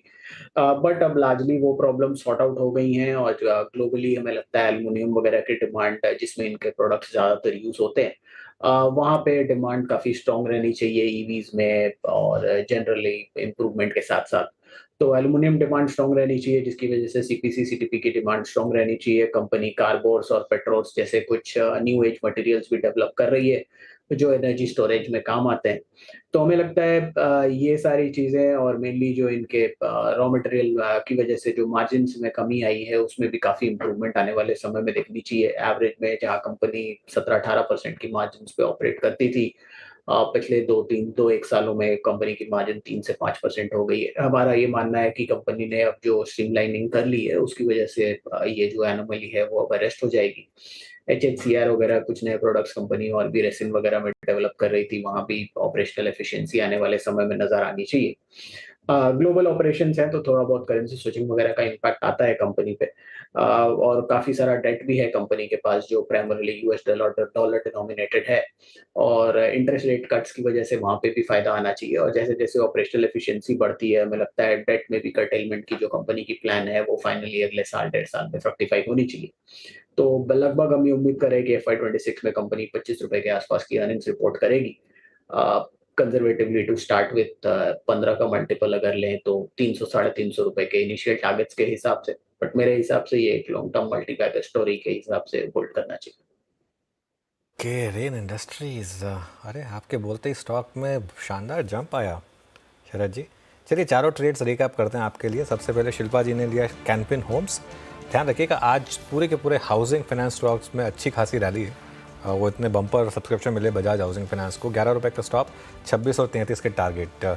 उसके बाद सुदीप के पिक है JSPL के फ्यूचर्स, 980 के स्टॉप, 1025-1040 के टारगेट। प्रशांत जी ने आज बैठ लिया एक कैश स्टॉक पर जोमेटो, 268 के स्टॉप, 310-315 के 2 टारगेट। और शरद अवस्थी जी के पिक है रेन इंडस्ट्रीज़। निफ्टी पर आइए एक बार, और अब आप लेकर आइए जरा मुझे आज की 25-300 की कॉल, क्योंकि अब यहाँ का जो कॉल राइटर है, जो इवन बड़ी रैली में भी सोच रहा था कि वीरू सेफ़ है, वो अब वो भी सेफ़ नहीं है। और एक चीज़ जो मैं बात कह रहा था कि अगर मार्केट आज की आज ही ऑल टाइम हाई हिट कर दे तो मुझे हैरानी होगी नहीं। एक बार जरा डिस्टेंस लेकर आइए ऑल टाइम हाई से, अब सिर्फ 44 पॉइंट्स दूर रह गए हम। निफ्टी लेकर आइए एक बार, और उसके बाद इंट्राडे का निफ्टी लेकर आइए। 25,298 मतलब 25,300 बस क्रॉस होने ही वाला है, और निफ्टी पर, और ऑल टाइम हाई से सिर्फ और सिर्फ 37 पॉइंट दूर हैं। बैंक निफ्टी पे लेकर आइए एक बार ज़रा और देखिए बैंक निफ्टी में किस तरीके के मूव्स आ रहे हैं। बैंक निफ्टी अब 600 पॉइंट ऊपर 51,608 पर, और निफ्टी किसी भी मोमेंट 25,300 हिट करेगा, और 25,300 अगर हिट किया उसने, और अब देखते हैं उस कॉल राइटर का क्या व्यू रहता है। ये मार्केट बहुत इंटरेस्टिंग है, और अगर करना है ऑल टाइम हाई तो बस अब ये हो अगले 10-12 मिनट में ही होना चाहिए, क्योंकि उसके बाद तो 3 PM मूव आ जाएगा, उसमें शायद ना हो पाए। तो अगर ये ऑल टाइम हाई आना है तो अगले 10-12 मिनट में ही आना है वीरू। और एक आज थोड़ा सा बहुत अच्छा फीलिंग आ रही है ना मार्केट में, जिस तरीके से आप देखिए एक अलग एनर्जी आ रही है। मार्केट जब इस तरीके की होती है तो एनर्जी भी अलग होती है हमारी, वरना वो शो निकालना मुश्किल हो जाता है। आज देखिए कैसे शो भी हमारा पेश ही रहा है वीरू, और किस तरीके से निकल रहा है 25,300 के पार, 25,310 पर वो काउंटडाउन लेकर आइए आप 25,315, मतलब बस अब 18 पॉइंट दूर रह गए हैं हम ऑल टाइम हाई से। और हाँ कोई नहीं, नीचे चला देते हैं 25,000। अब सिर्फ ये सेंसेक्स ऑल टाइम हाई के सिर्फ 10 पॉइंट दूर है, मतलब सेंसेक्स में आज शायद पहले ऑल टाइम हाई लग जाएगा, तो सेंसेक्स पर भी नज़र रखते हैं। और निफ्टी भी करीब 25,313 पर, मतलब सिर्फ 20 पॉइंट दूर रह गए हम। सेंसेक्स और निफ्टी दोनों के दोनों ऑल टाइम हाई हिट करने वाले हैं। थोड़ा इसी पर रहते हैं वीरू अभी इस समय, और कोई टॉपिक पर से डाइवर्ट करने का कोई मतलब नहीं है इस समय। बिल्कुल अनुज, और 2-3 स्टॉक्स ने लीड ले ली है। और आप देखिए अनुज, रिलायंस जो कि एग्जैक्टली इस पीछे बड़ा कारण था, अब हार्डली रह गया है 12 point 13 point. It's 25 Veeru Sensex ने ऑल टाइम हाई लगा दिया है, सेंसेक्स ने ऑल टाइम हाई लगा दिया है वीरू, अभी की अभी ऑल टाइम हाई लगाया सेंसेक्स ने, fresh all time high, fresh all time high. ये लेसन है उन लोगों के लिए जो, पता क्या होता है कई बार एक थोड़ा सा आप ज़्यादा ये समझने लगते हैं कि बस सारे मूव्स आपके हिसाब से आएंगे मार्केट में। ऐसा नहीं होता है। मार्केट का एक अपना टेक्सचर होता है, मार्केट का एक अपना ट्रेंड होता है। मार्केट का ट्रेंड पॉजिटिव साइड पर है, और मार्केट में बड़ा ट्रेंड पॉजिटिव साइड पर है। और बहुत जल्दी निफ्टी भी ऑल टाइम हाई लगाएगा 25,328 पर, तो हम आ गए हैं निफ्टी पर। निफ्टी भी बहुत जल्दी ऑल टाइम हाई लगाने को तैयार है। इनफैक्ट 25,333.70 है निफ्टी का अब तक का ऑल टाइम हाई, और आज का हाई 25,331.55 था, तो वो भी ऑल टाइम हाई लगाने के लिए एकदम तैयार है। और एकदम शानदार मूव्स वीरू, आज के मूव से मुझे बहुत ज़्यादा खुशी है, क्योंकि आज के मूव्स में लोगों ने बड़ा पैसा बनाया होगा, प्रोवाइडेड अगर आपने उस ट्रेंड की रिस्पेक्ट करी होगी तो, बड़े ट्रेंड की रिस्पेक्ट करी होगी तो। अगर आप कल की गिरावट से घबरा गए थे तो फिर नहीं बनाया होगा, लेकिन अगर आप नहीं घबराए होंगे तो बड़ा पैसा बनाया आपने आज। बिल्कुल, बस मैं जो उस आंकड़े का इंतजार कर रहा हूँ। इंटरडे का हाई लगा अभी करीब 25,331.55, अभी हार्डली 1.5 पॉइंट से हम रह गए हैं, बट लगा देंगे मेरे ख्याल से। एक बार ज़रा मारुति देखे आइएगा, मारुति क्या स्विंग प्रोवाइड कर रहा है। बट मेरे ख्याल से मारुति भी छोड़िए, आप रिलायंस इस वक्त अगर आप देखें अपने पूरे दमखम को जुटाता हुआ, मेरे स्क्रीन पे बस वो चार्ट खुला हुआ है। रिलायंस की कोई कॉल पकड़ना चाहेंगे आप? मैं प्लीज़ विद डिस्क्लेमर, इस चैनल का स्वामित्व रिलायंस इंडस्ट्रीज होल्ड करते हैं, बट रिलायंस एक सिंकिंग जोन से बाहर निकल रहा है इस वक्त। बहुत संक्षेप में शिल्पा जी, आपका रिलायंस पे टेक। जी बिल्कुल, रिलायंस में I am mostly always positive. तो मुझे लगता है यहाँ पे भी 2980 3000 का नेक्स्ट लेवल्स है। मैं हमेशा बोलती हूँ कि ये 2900 से लेकर 2940 के बीच में इसका मल्टीपल एक सपोर्ट बन जाता है, वहां से घूम जाता है। तो अभी भी मुझे लगता है इसमें बहुत अच्छा एक बेस है, जहाँ पे अभी आप ले सकते हैं फॉर 3000 से लेकर 3050 के लेवल्स के लिए। 3000 का कॉल ऑप्शन भी आप ले सकते हैं, जो अभी रफली ट्रेड कर रहा है 26 रुपीज में। आप स्टॉप लॉस यहाँ पे 15 रुपए का रखिए, और यहाँ पे लुक फॉर टारगेट्स ऑफ 45 से लेकर 60। ओके, अच्छा वीरू, एक और चीज़, अब हमारा नीचे का फ्लैश देखिए, 2 सितंबर के बाद हम ऑल टाइम हाई पर, ठीक है। अब 2 सितंबर कहने को ऐसा लग रहा है कि बहुत पीछे रह गया 2 सितंबर, आज 12 तारीख है, तो इस फ्लैश की भी सिग्निफिकेंस है। इसके बीच में ट्रेडिंग डेज कितने हुए हैं 2 सितंबर से लेकर 12 सितंबर के बीच में? एक तो वीकेंड ही आ गया बीच में। मतलब कहने का मतलब ये है कि 4-5 दिन की भी करेक्शन आती है ना, लोगों का व्यू चेंज हो जाता है 4-5 दिन की करेक्शन में, कि बस अब मार्केट का टॉप बन गया। और ये कितनी बार आप सुनते आए हैं, अब मार्केट का टॉप बन गया, अब मार्केट का टॉप बन गया। मुझे कई लोगों ने वार्न किया कि सर आप इतना बुलिश हैं, लोग फंस जाएंगे। वो बात नहीं है। ये बात तो 6 महीने पहले भी सही थी, जब 6 महीने पहले भी लग रहा था कि भाई निफ्टी टॉपिश लग रहा है। जब वो 2 3 4 5 6 का एक, उस समय याद होगा आपको, टारगेट लिया था, तब भी लोगों ने कहा था कि ये 2 3 4 5 6 तो बहुत स्ट्रॉन्ग टारगेट है, वो हिट हुआ। अब मैंने एक 27272 का एक टारगेट लिया है ईयर एंड तक। अब उसमें उस समय लग रहा होगा आपको कि अग्रेसिव टारगेट है। बात यहाँ पे अग्रेसिव की नहीं है। 25,333.35 25,333.35 आज का हाई। इसका मतलब अपने प्रीवियस हाई से नहीं, अभी भी नहीं हुआ है, अब हुआ है 25,336। निफ्टी भी रिकॉर्ड हाई पर वीरो। और देखिए, शो के शुरू में बात हुई थी कि आज ही आपको ऑल टाइम हाई दिख जाएगा, और हैरान मत होइएगा अगर आज ही आपको ऑल टाइम हाई दिख जाए तो। लीजिए, मार्केट ने ऑल टाइम हाई लगा दिया। मतलब बस ये कहें कि ये एक मार्केट की एक दया है कि आज जो मांगा मार्केट ने वो दिया, निफ्टी ने जो मांगा वो दिया आज। बिल्कुल, Nifty at all time high Nifty. और एक बार जरा प्लीज़ बैंक निफ्टी लिखाइएगा, बैंक निफ्टी भी। अच्छा, अब अनुज, निफ्टी बैंक का, I mean thanks to crude, I think हमारे लिए बड़ा एक वो हेल्पिंग कैंडिडेट है। क्या ये आज की फोर्स जो निफ्टी पे थी, अब वो निफ्टी बैंक को भी इस कंसोलिडेशन जोन से बाहर निकल के लेके आ सकती है क्या?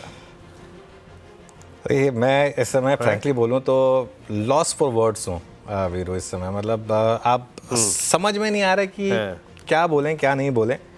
मेरा व्यू ये है कि बैंक निफ्टी में अभी भी काफ़ी डिफरेंशियल पेंडिंग है, और वो डिफरेंशियल देखिए, अब तक जो ट्रेंड रहा है वो तो यही रहा है कि निफ्टी पहले ऑल टाइम हाई हिट करता है, उसके बाद बैंक निफ्टी नॉर्मली फॉलो करता है। अच्छा, मिड कैप ने सुबह पहले ही ऑल टाइम हाई लगा दिया था, तो ऐसा भी नहीं है कि आपके पोर्टफोलियो ख़राब कर रहे हैं, पोर्टफोलियो भी अच्छा कर रहे हैं आपके, और सेक्टोरल लीडरशिप भी है, हर जगह से आपको अच्छे सेक्टोरल मूव आ रहे हैं। बैंक निफ्टी अब 51,500 के ऊपर है। अगर हम 51,500 के ऊपर बंद हो गए, और मुझे नहीं लगता कि अब उसके नीचे हम बंद होंगे, अगर हम 51,500 के ऊपर बंद हो गए तो मुझे लग रहा है फिर जो बाकी की शॉर्ट कवरिंग होनी है ना, वो बैंक निफ्टी में होनी है।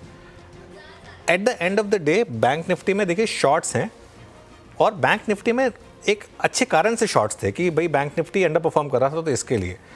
लेकिन बैंक निफ्टी में जो बैंकिंग स्टॉक्स हैं वो सारे के सारे इस समय एक ही स्पेस है जहाँ पर मार्केट में वैल्यू है, वो है banking stocks, large cap banking stocks, चाहे वो HDFC बैंक हो, चाहे वो कोटक महिंद्रा बैंक हो, चाहे वो एक्सिस बैंक हो। एक सिर्फ ICICI बैंक को अगर आप छोड़ दें तो, और ICICI बैंक भी करेक्ट हो चुका है, टाइम करेक्शन तो आ चुका है, लेकिन एक बार के लिए अगर आप उसको कह भी दें कि वो अंडर वैल्यूड नहीं है तो भी, लेकिन बैंक निफ्टी के जो जितने बाकी सारे कंपोनेंट्स हैं वो इस समय ग्रॉसली अंडर वैल्यूड है।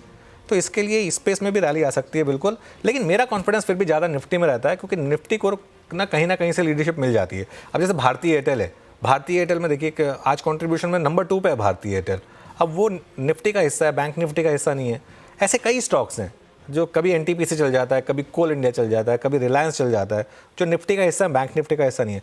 बैंक निफ्टी में अनएडल्टरेटेड बुलिश व्यू तब बनेगा जब HDFC बैंक एक क्लियर कट व्यू लेगा कि नहीं, अब HDFC बैंक चलने को तैयार है। जैसे आज HDFC बैंक का मूव है, अगर इसमें आपको कंटिन्यूएशन मिल जाए तब बैंक निफ्टी पर एक पॉजिटिव व्यू बनेगा कि हाँ, अब बैंक निफ्टी भी चलने को तैयार है। जी हम तो इस वक्त की headlines, Nifty at all time high आज टच किया। आज जो निफ्टी का ऑल टाइम हाई लगा इंट्राडे बेसिस पे, वो अब तक का सर्वोच्च स्तर है, इट्स 25,338। सेंसेक्स ने ऑल टाइम हाई क्रिएट किया, और बैंक निफ्टी अगर आप देखें अपने हिस्टोरिकल हाई से, हालांकि भी बहुत डिफरेंशियल है, I think more than 2000 point, लेकिन स्विंग स्ट्रॉन्ग जनरेट करता हुआ। रिलायंस कमांडिंग पोजीशन में, एक दो ट्रेड्स ले लेते हैं यहाँ पर बस, क्योंकि फिर उसके बाद एक ब्रेक का वक्त है। जरा प्लीज़ हेवल्स लेके आइएगा। रुचित, हेवल्स कल भी क्लोजिंग के वक्त पिक किया था इस पैनल ने, आज सुबह भी पिक किया था। अभी हेवल्स पे आपका टेक, इट्स ऑलमोस्ट 2000 स्क्रीन पे। वीरू जी, एक क्लियर ब्रेकआउट है स्टॉक में। जो कंसोलिडेशन हमने स्टॉक में जून महीने से 3 महीने का देखा था, वो पूरा एक टाइम वाइज करेक्टिव फेज था, क्योंकि उसमें इंपॉर्टेंट सपोर्ट्स ब्रेक नहीं हुए, और अब ये स्टॉक ने अपने अपट्रेंड का रिजम्पशन किया है प्रीवियस हाइज क्रॉस करके। तो ये रीसेंट करेक्शन के अगर मैं रेसिप्रोकल रिट्रेसमेंट लगाता हूं तो पोटेंशियल टारगेट्स ये स्टॉक में 2050 2060 के अराउंड आ रहा है। सो आई थिंक ये मोमेंटम और कंटिन्यू होगा। वॉल्यूम्स भी काफी अच्छे हैं लास्ट 2-3 ट्रेडिंग सेशन से। 2050 से 2060 के टारगेट्स ये स्टॉक में इमीडिएटली ये मूव में एक्सपेक्ट कर सकते हैं। ओके, बिल्कुल। और 82,800 सेंसेक्स पर, दोनों सेंसेक्स क्यों चल रहा है, थोड़ा चेंज कर दीजिए। रियल एस्टेट बहुत एक्सपेंसिव होती है हमारी, उसको थोड़ा सा अच्छे से यूज़ करना चाहिए हमको। 82,780 पर सेंसेक्स है इस समय और निफ्टी है 25,338 पर। वीरू एक और चीज़ बताऊँ मैं आपको, अब 25,343 हो गया निफ्टी, ठीक है। इस मार्केट को अगर गिरना होता ना, अब तक गिर चुका होता, मतलब ऑल टाइम हाई को अगर रिजेक्ट होना होता तो अब तक ऑल टाइम हाई रिजेक्ट हो चुका होता। तो ये मार्केट अब आपको क्लियरली तैयारी कर रही है और बहुत बड़े हाइस की तरफ जाने के लिए, बहुत बड़े हाइस की तरफ जाने के लिए अब ये मार्केट आपको तैयारी कर रही है। इस मार्केट में अपना माल जल्दी में ना बेचें, बस मैं एक चीज़ कहूँगा। और अभी तो एफआई आने शुरू में है इस मार्केट में, अभी तो उनको ख़रीदने दीजिए महंगे उनको, वो तो मोमेंटम चेजर्स हैं, वो तो आपके स्टॉक्स यहाँ क्या, वो तो आपके स्टॉक्स 26,000 27,000 की निफ्टी पे भी लेंगे। आपने स्टॉक्स लिए 18,000 की निफ्टी पे, आपने स्टॉक्स लिए 17,000 की निफ्टी पे, आपने स्टॉक्स लिए 16,000 की निफ्टी पे। अब जल्दबाजी क्या है बेचने की, अब रखिए अपने स्टॉक्स को, अच्छे स्टॉक्स को, और अब आप यही स्टॉक्स एफआईएस को बेचेंगे जब वो इस मार्केट में वापस आएंगे, चाहे 26,000 पर आएँ, चाहे 27,000 पर आएँ, चाहे 28,000 पर आएँ। तो इसके लिए ट्रेंड के साथ रहें और ट्रेंड के अगेंस्ट ना जाएं और बहुत जल्दी प्रॉफिट बुक करने की गलती ना करें। चलिए एक काम करते हैं, नहीं एक बार ब्रेक लें, उससे पहले 3 PM का मूव हो जाए उसके बाद ब्रेक लेंगे, क्योंकि काफ़ी क्रूशल है मार्केट इस समय। बाय द वे वो जो कॉल थी सितंबर, उसको दिखाएंगे नहीं क्योंकि वो सिस्टम में शायद हमारी थोड़ी गलत दिख रही है, कल का मूव क्योंकि गलत था वहाँ पर इसके लिए। लेकिन जो निफ्टी की 25,000 की कॉल थी अगले हफ्ते की 19 सितंबर की, उसका रेट अब हो गया 382।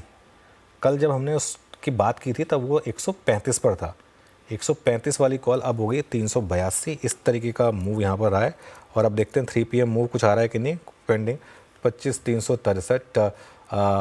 हाँ ये प्राइस सही है, बस ये हाँ ये अब सही हुआ ये, नहीं अभी भी ये रेट 162 रुपये ऊपर नहीं है, ये 262 रुपये ऊपर है ये, क्योंकि हमारे कल का क्लोजिंग थोड़ा गलत दिखा रहा था। लेकिन प्राइस इसकी सही है, प्राइस सही है, लेकिन वो उससे ज़्यादा चला है। खैर 25,370 और शायद ये मार्केट तैयारी कर रहा है इवन 25,400 हिट करने की। एक छोटा सा ब्रेक लेते हैं, उसके बाद लौट कर आएंगे और बात करेंगे देवेंद्र चोकसी से।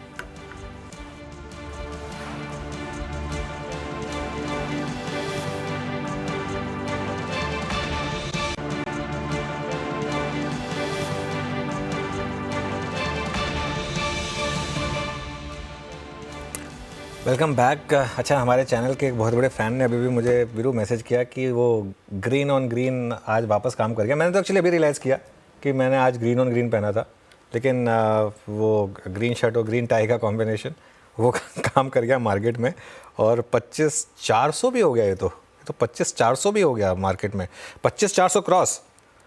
वो 25,300 की कॉल लेकर आइए अब एक बार ज़रा, अब 25,300 की कॉल लेकर आइए।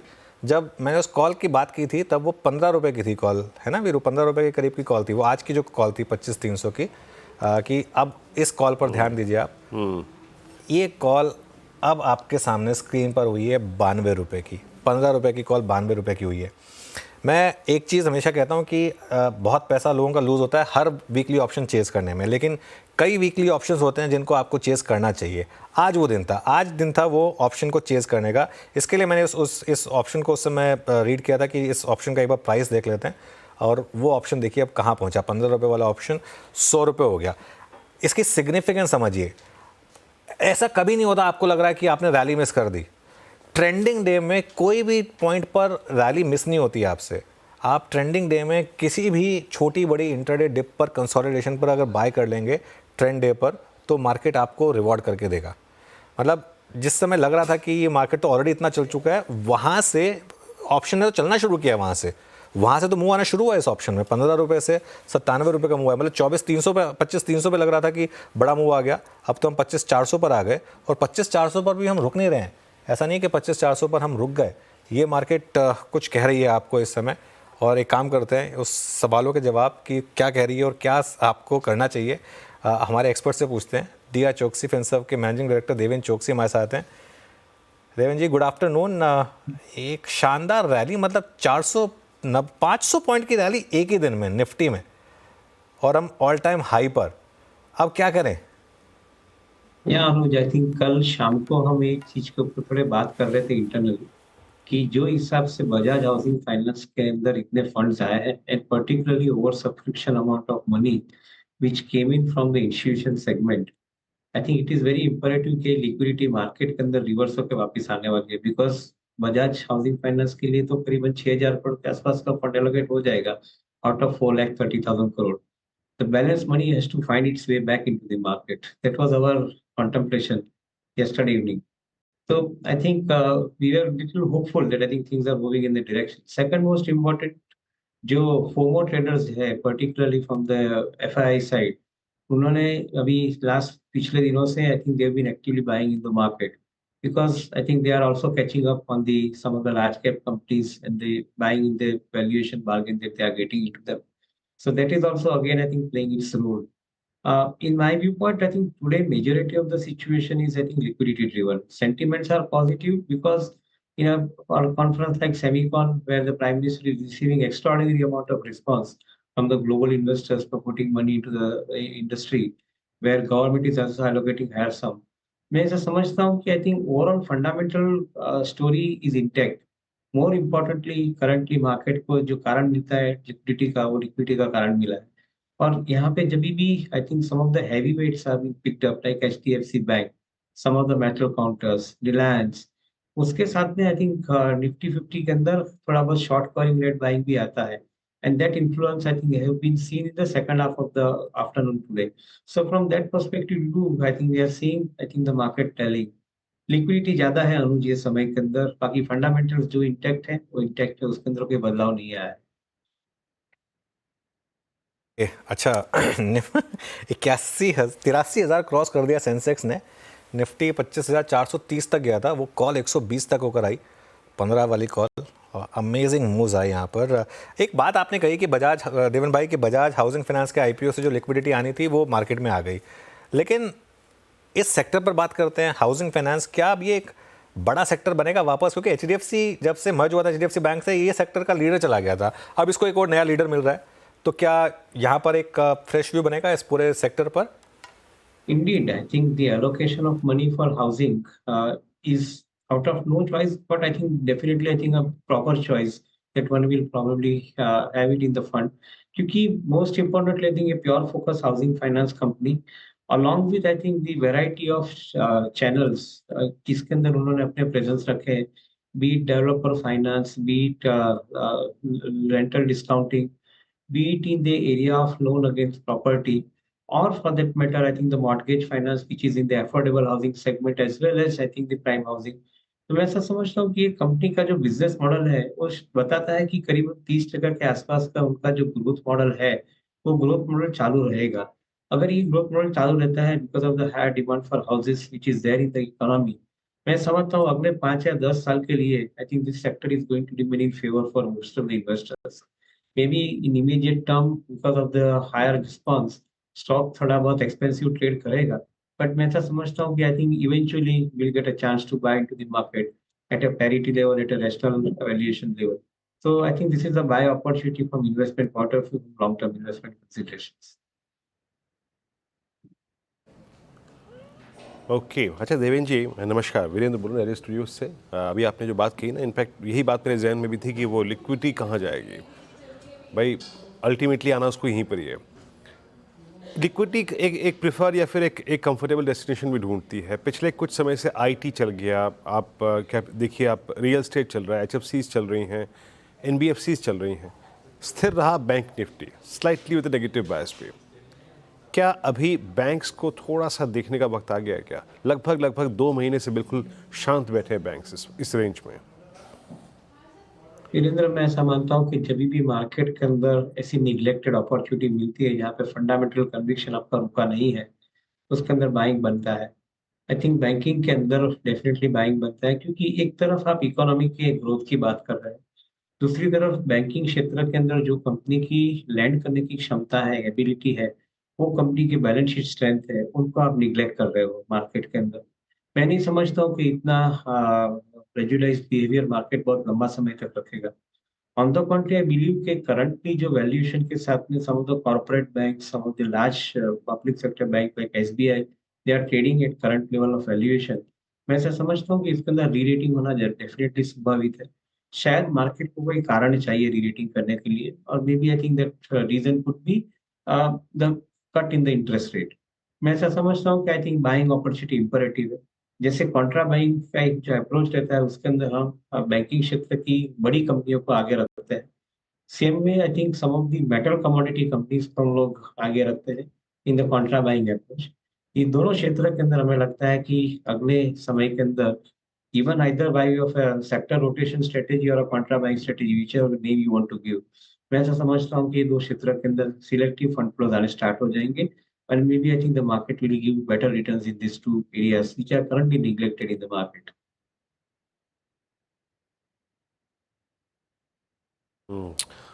ओके, चलिए, तो एक यहाँ पे बैंक से बात भी हो गई। अच्छा, इस बीच जरा निफ्टी बैंक स्क्रीन पे रखिएगा। ओहो, इट्स 51,842। एक ट्रांच में पहले मूव दिया इसने करीब करीब 51,600 तक का। उसके बाद सेकेंड ट्रांच में 3-1 पे जो स्विंग शुरू हुआ वो करीब करीब 51,850 पे ले आया।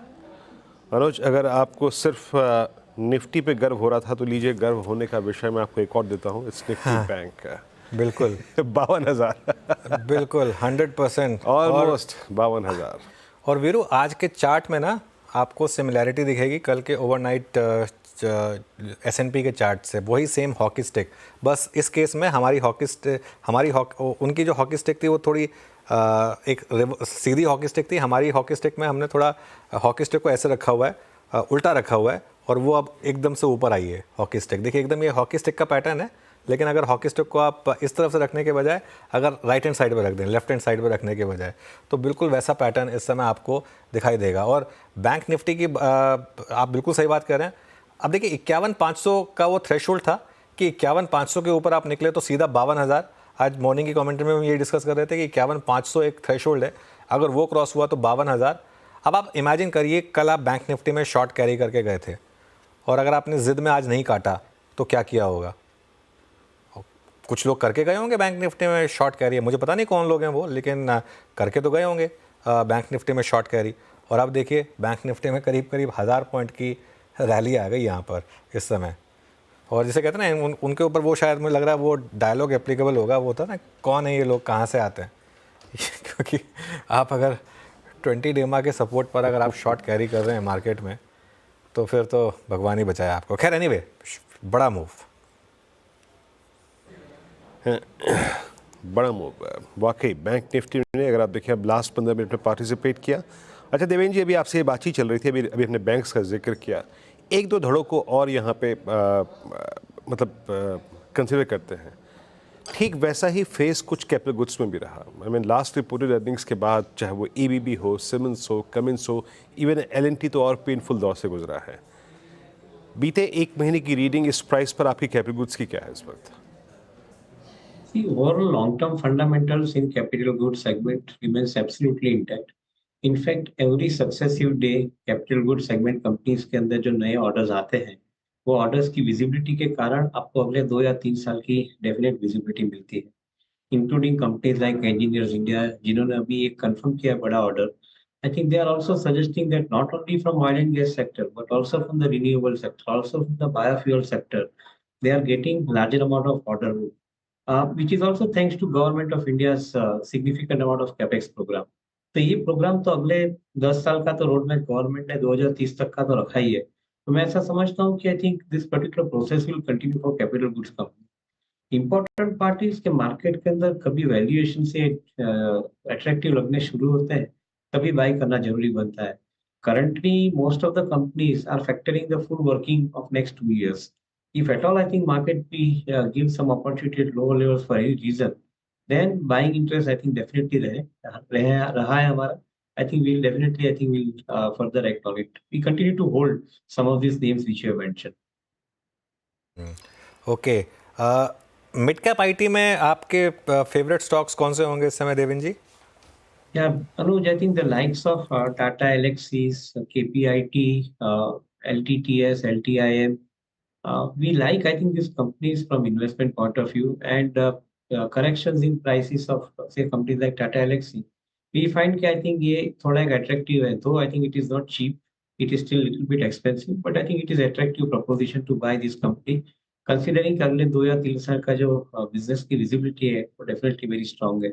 So similarly, I think we find the companies which are there in engineering R&D space, including in the EMS space, though you may strictly not call them an IT company, but the likes of Cyient DLM, likes of DCX System, which are typically, I think, operating out of this EMS space, I think, on a B2B side of activity. So हमें ये type की business ज्यादा पसंद है. Of course, I think those names which I have mentioned, they are relatively premium traded currently, but current जो भी market के अंदर कभी भी करेक्शन आता है प्राइस में, those corrections are the meaningful corrections to buy this kind of companies in the portfolio.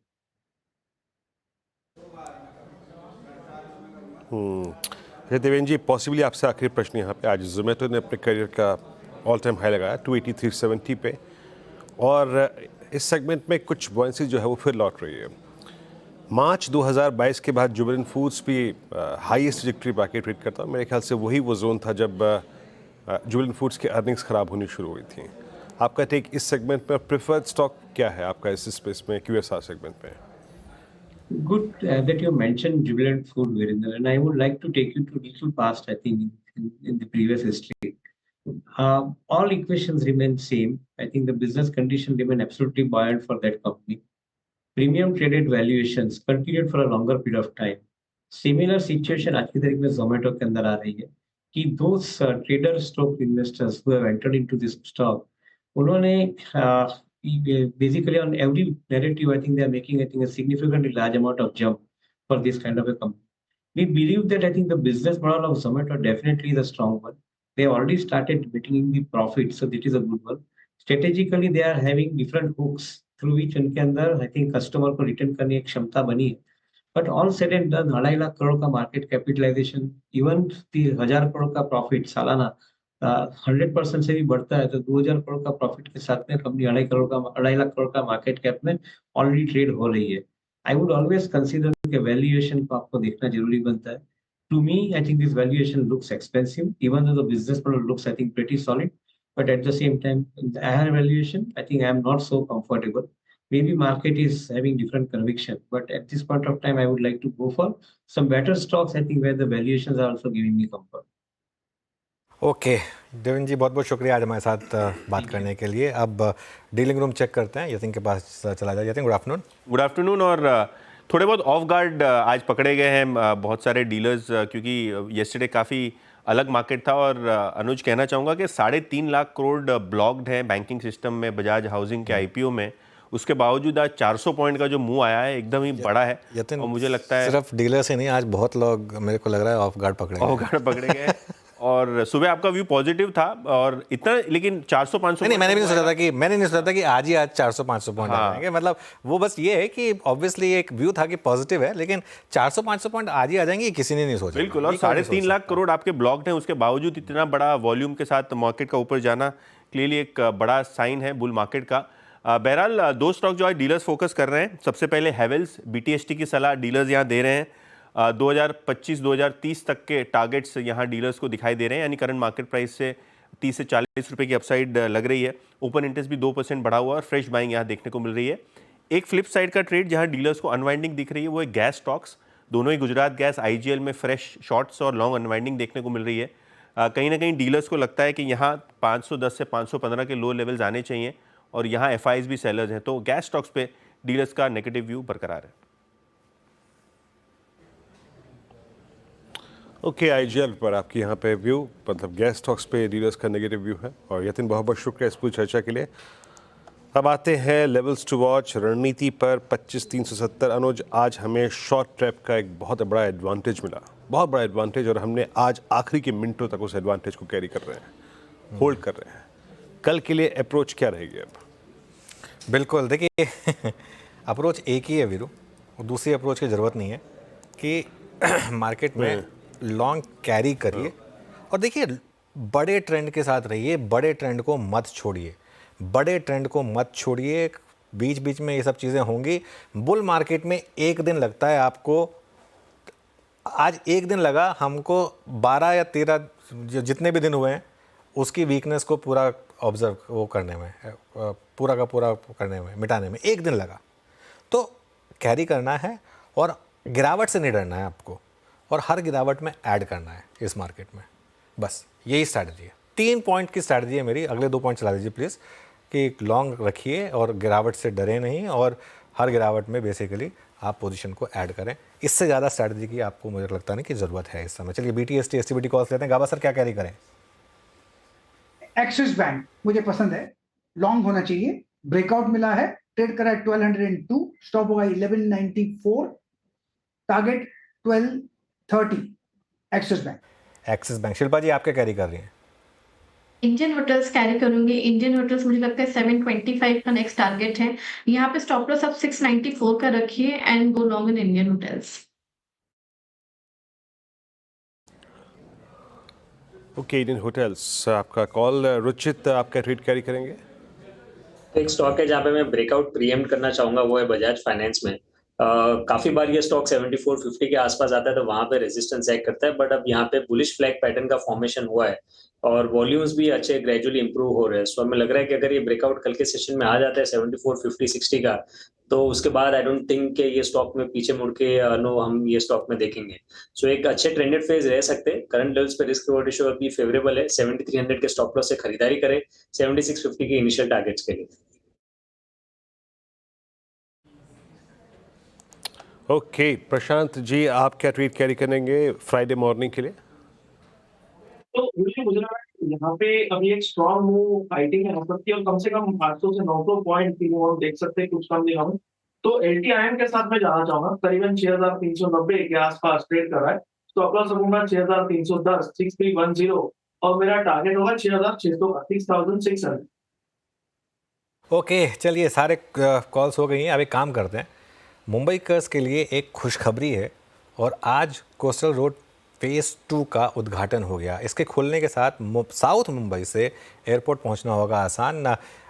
कल ये आम जनता के लिए खुलेगा।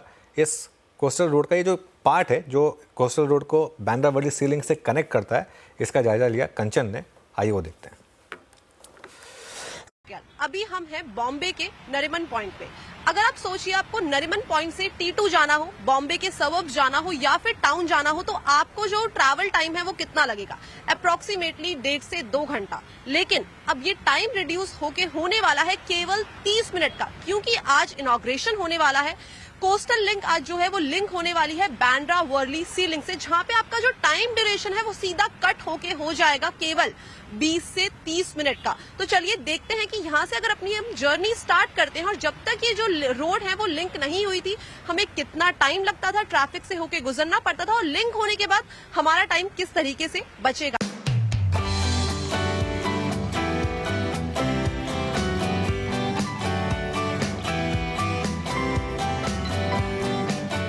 नरीमन पॉइंट से जो कोस्टल रोड को कंप्लीट करने में हमें टाइम लगा है वो लगा है अप्रोक्सीमेटली 10 मिनट का। अब जो यहाँ से अगर हमें एयरपोर्ट जाना है या फिर हमें सबअब जाना है बॉम्बे के या फिर टाउन जाना है, तो हमें एक राउंड बाउंड लेना पड़ता था, जो हमारे टाइम ड्यूरेशन को बढ़ा के कर देता था करीबन 1.5 से 2 घंटे का। लेकिन आपके लिए खुशखबरी है, क्योंकि हमने आपको पहले ही बताया कि आज जो है कोस्टल रोड लिंक होने जा रही है बांद्रा वर्ली सी लिंक से। तो आपको यहाँ से डायरेक्ट कनेक्शन मिलेगा सी लिंक का, और आप अपने जो टाइम ड्यूरेशन है उसको सीधा घटा के कर देंगे 20 से 30 मिनट।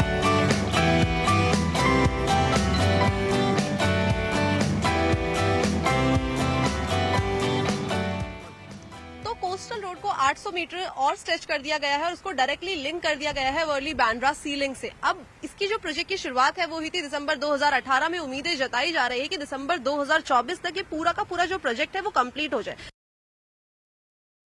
ओके, तो खैर अब ये हम तो खैर रोज इस रोड से जाते हैं तो देखते हैं इसमें काम हो रहा होता। वीरू, इसमें भी एक स्टॉक एंगल है और उसमें भी एक मार्केट एंगल है। अब आप पूछेंगे कि इसमें मार्केट एंगल क्या है और क्यों मैंने ये स्टोरी मार्केट आवर्स में चलाई, और वो भी मार्केट क्लोजिंग होने से जस्ट पहले। मुझे मुंबई में, जैसे मैंने बताया आपको, कल 20 साल हो गए। जब मैं मुंबई आया था तो हम सब जाते थे नरीमन पॉइंट, ठीक है ना, मरीन ड्राइव जाते थे हम सब। और मुंबई की एक ही तकलीफ होती थी, अभी भी है, ट्रैफिक जाम, कि ट्रैफिक जाम बहुत होता है। लोगों ने उसके बाद क्या किया, लोगों ने उसके बाद नरीमन पॉइंट से मूव करना शुरू किया। नरीमन पॉइंट से लोगों ने ऑफिसेस मूव करने शुरू किए बांद्रा कुर्ला कॉम्प्लेक्स में, BKC में। तो BKC के आसपास की लैंड की वैल्यू बढ़नी शुरू हुई उसके बाद। अब BKC की लैंड की वैल्यू बढ़नी शुरू, थोड़े बॉम्बे पर बेस्ड रियल एस्टेट स्टॉक दिखा दीजिए इसमें। BKC के उधर वैल्यू बढ़नी शुरू हुई। अब BKC की हालत ऐसी हो गई है, वहाँ पर 1-2 बिल्डिंग है, कैपिटल बिल्डिंग वगैरह, कि जब भी आप वहाँ जाएं, वहाँ से निकलने में 20-25 मिनट लग जाते हैं आपको, उधर से ज़्यादा भी लग जाते हैं, कई बार 1 घंटा लग जाता है।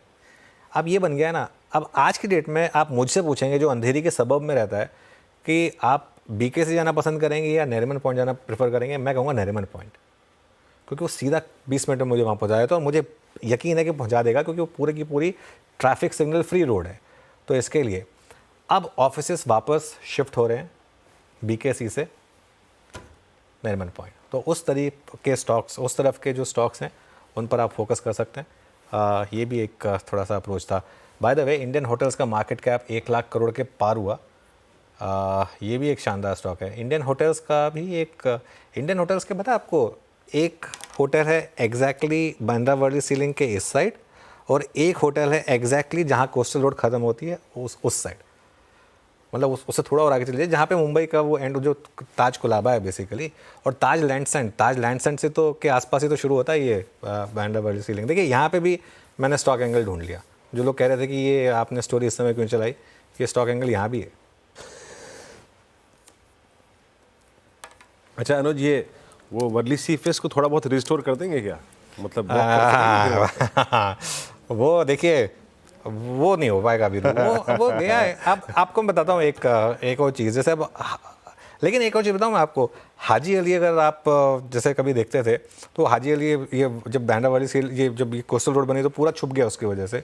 लेकिन अब अगर आप उस रोड से वापस आ रहे हो ना, तो हाजी अली का बहुत शानदार व्यू दिखता है आपको, बहुत ही शानदार व्यू। तो ठीक है, ये वर्ली सी फेस का थोड़ा सा व्यू ख़राब हुआ लोगों का, चलेगा, क्या कर सकते हैं, थोड़ा सा डेवलपमेंट की कुछ ना कुछ तो कॉस्ट होगी ना, तो वो हो रही है, इसमें क्या कर सकते हैं। खैर एनीवे, मार्केट की क्लोजिंग पर आते हैं अब वीरू, और मार्केट में इस समय देखिए 25,360, ठीक है 25,440 तक गए आप, उसके बाद 25,360 पर आए, कोई दिक्कत नहीं है। मार्केट में ट्रेंड बहुत स्ट्रांग है, और इसने एक और चीज़ कर दी।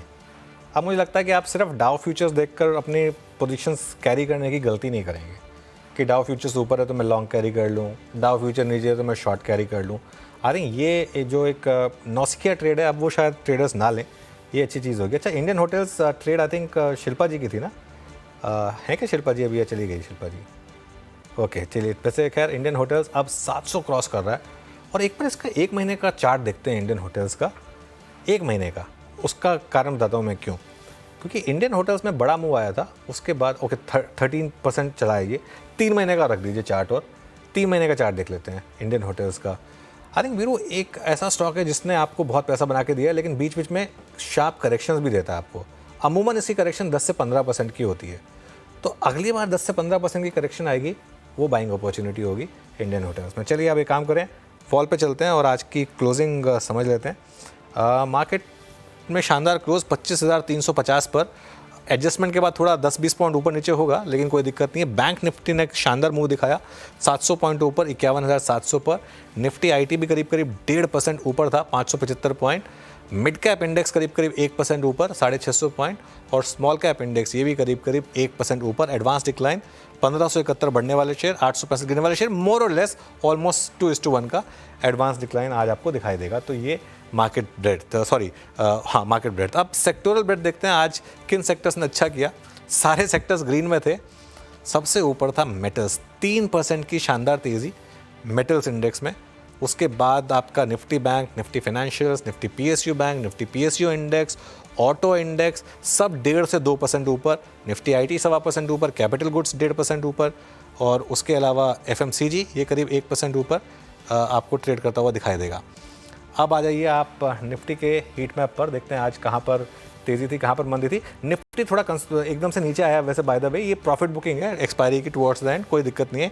Hindalco 4.5%, Bharti 3.5%, NTPC, Shriram finance, JSW steel, Mahindra and Mahindra, Eicher motors, Wipro सब में शानदार मूव। निफ्टी 400 पॉइंट ऊपर। स्टेट बैंक ऑफ इंडिया 2.5% ऊपर। स्टेट बैंक ऑफ इंडिया कल के सारे लॉसेस को कवर किया, बल्कि उससे ऊपर आया। Kotak Mahindra bank, Infosys, HDFC life, Tata consumer, Hindustan Unilever, across the board सभी स्टॉक्स में आज तेज बाइंग थी। HDFC बैंक में टुवर्ड्स द एंड अच्छे मूव आए, 1% ऊपर। Titan, ITC, HCL tech, Divi's labs, sun pharma, सब जगह बाइंग। प्रॉफिट टेकिंग सिर्फ कुछ FMCG नामों में, क्योंकि आज थोड़ा सा रिस्क ऑन था, इसके लिए नेस्ले और एशियन पेंट्स, ये 2 स्टॉक्स रहे जहाँ पर आज आपको थोड़ी सी हल्की सी मुनाफा वसूली देखने को मिली। लेकिन बहुत ही शानदार ट्रेडिंग सेशन, 25,314 निफ्टी का लास्ट ट्रेडेड लेवल। लेकिन एडजस्टेड बेसिस पर जो हमारा लेवल आएगा वीरू, वो मेरे ख्याल से आना चाहिए 25,389 के करीब, 364 के आसपास, 64-65 के आसपास, 64-65। ओके ठीक है। क्योंकि 12 सितंबर की जो 25,300 की कॉल है, मतलब आज की जो 25,300 की कॉल है जिस पे मेरी नज़र थी, वो 89 रुपये पर बंद हुई है। 89 रुपये पर बंद हुई है वो, तो आई थिंक जो एडजस्टमेंट होगी वो उसके हिसाब से मेरे ख्याल से 25,389 पर क्लोज आना चाहिए। ये देखिए, ये वो कॉल है जिसकी हमने बात भी की थी, 15 रुपये पर बात की थी, वो 120 तक गई थी, फाइनली 89 पर उसका क्लोज आया। आई थिंक 10-15 सेकंड वेट कर लेते हैं और देख लेते हैं कि एक्चुअल क्लोजिंग आ कहाँ पर रही है। लेकिन मेरा ये मानना है कि करीब 25, ये 385-390 के करीब ही एडजस्टेड क्लोज आना चाहिए निफ्टी का। और बैंक निफ्टी की जहाँ तक बात है, बैंक निफ्टी 51,668 पर आज बंद हुआ। बैंक निफ्टी में भी जो हाई था वो 51,878 का था, और जो लास्ट के 30 मिनट थे उसमें जो ट्रेड हुई वो काफ़ी ऊपर की रही थी। तो बैंक निफ्टी में मुझे लग रहा है कि जो एडजस्टेड क्लोज है, फाइनल क्लोज जो है वो 51,700 के ऊपर ही आना चाहिए। लेकिन जो भी हो, मार्केट में मूव आज बहुत ही शानदार रहे, और एक 400 पॉइंट की रैली के बाद निफ्टी बंद होता हुआ 650 पॉइंट की रैली रही निफ्टी बैंक में। और मिड कैप भी चले आज, तो मतलब लोगों के पोर्टफोलियो ने भी आज शानदार काम किया होगा वीरू। अनुज, आज निफ्टी IT भी ऑल टाइम हाई पे मेरे ख्याल से बंद होगा क्लोजिंग बेसिस पे। यस, और निफ्टी का भी क्लोजिंग बेसिस पे ये ऑल टाइम हाई। तो दिन बहुत सराहनीय, अच्छा, और आई थिंक वो लॉन्ग ट्रेडर्स के लिए जिन्होंने 20 डे मार्केट डिप को बाय किया, बेहद शानदार अनुज, है ना। एक ग्रेट लेसन इस सेशन ने दिया आज। बिल्कुल, बहुत शानदार क्लोज रहा मार्केट के लिए आज। तो चलिए काम करिए अब। सॉरी, हाँ वीरू प्लीज गो ऑन। हाँ, डायरेक्टर साहब बोल रहे टीम देखने को एक बार। ये लीजिए अनुज, एडजस्टेड क्लोज आ गया 388 का, 389, 25,389, 88.9। वो जो एडजस्टेड निफ्टी रखिए, जो निफ्टी की कॉल थी उसके हिसाब से लग रहा था कि 25,389 पर आना चाहिए। 25,389, बिल्कुल वीरू, बिल्कुल। टीम सिखाई डॉक्टर साहब एक बार जरा प्लीज़। और आज आशीष और नीरज जी की टीम से कॉम्बिनेशन क्या थे, फिर इस कार्यक्रम के अंत में बढ़ाव पाएंगे। ये रही टीम्स। और आशीष की टीम में Varun beverages, Wipro, Adani ports, Tata steel ने स्ट्रॉन्ग स्विंग दिए, सब में करीब 3-2.5-3% का मूव था। और अब नीरज जी की टीम आएगी, तो वहाँ पे हुनासा में आज एक सेल कॉल ली गई थी, बाकी कल्याण ज्वेलर्स, गुजरात फ्लोरो और JSPL पे बाय कॉल, शानदार मूव तक गया। तो अच्छा क्लोज अनुज, ऑल टाइम हाई क्लोज। और इससे अच्छी बात क्या होगी कि कल शुक्रवार है, तो इस सेलिब्रेशन को कल मॉर्निंग तक कंटिन्यू करेंगे। और मुलाकात होगी अनुज मेरी, हर्षदा, नीरज जी, आशीष की मॉर्निंग कॉल में। उसके बाद 8 बजे मुनाफे की तैयारी। तब तक के लिए नमस्कार।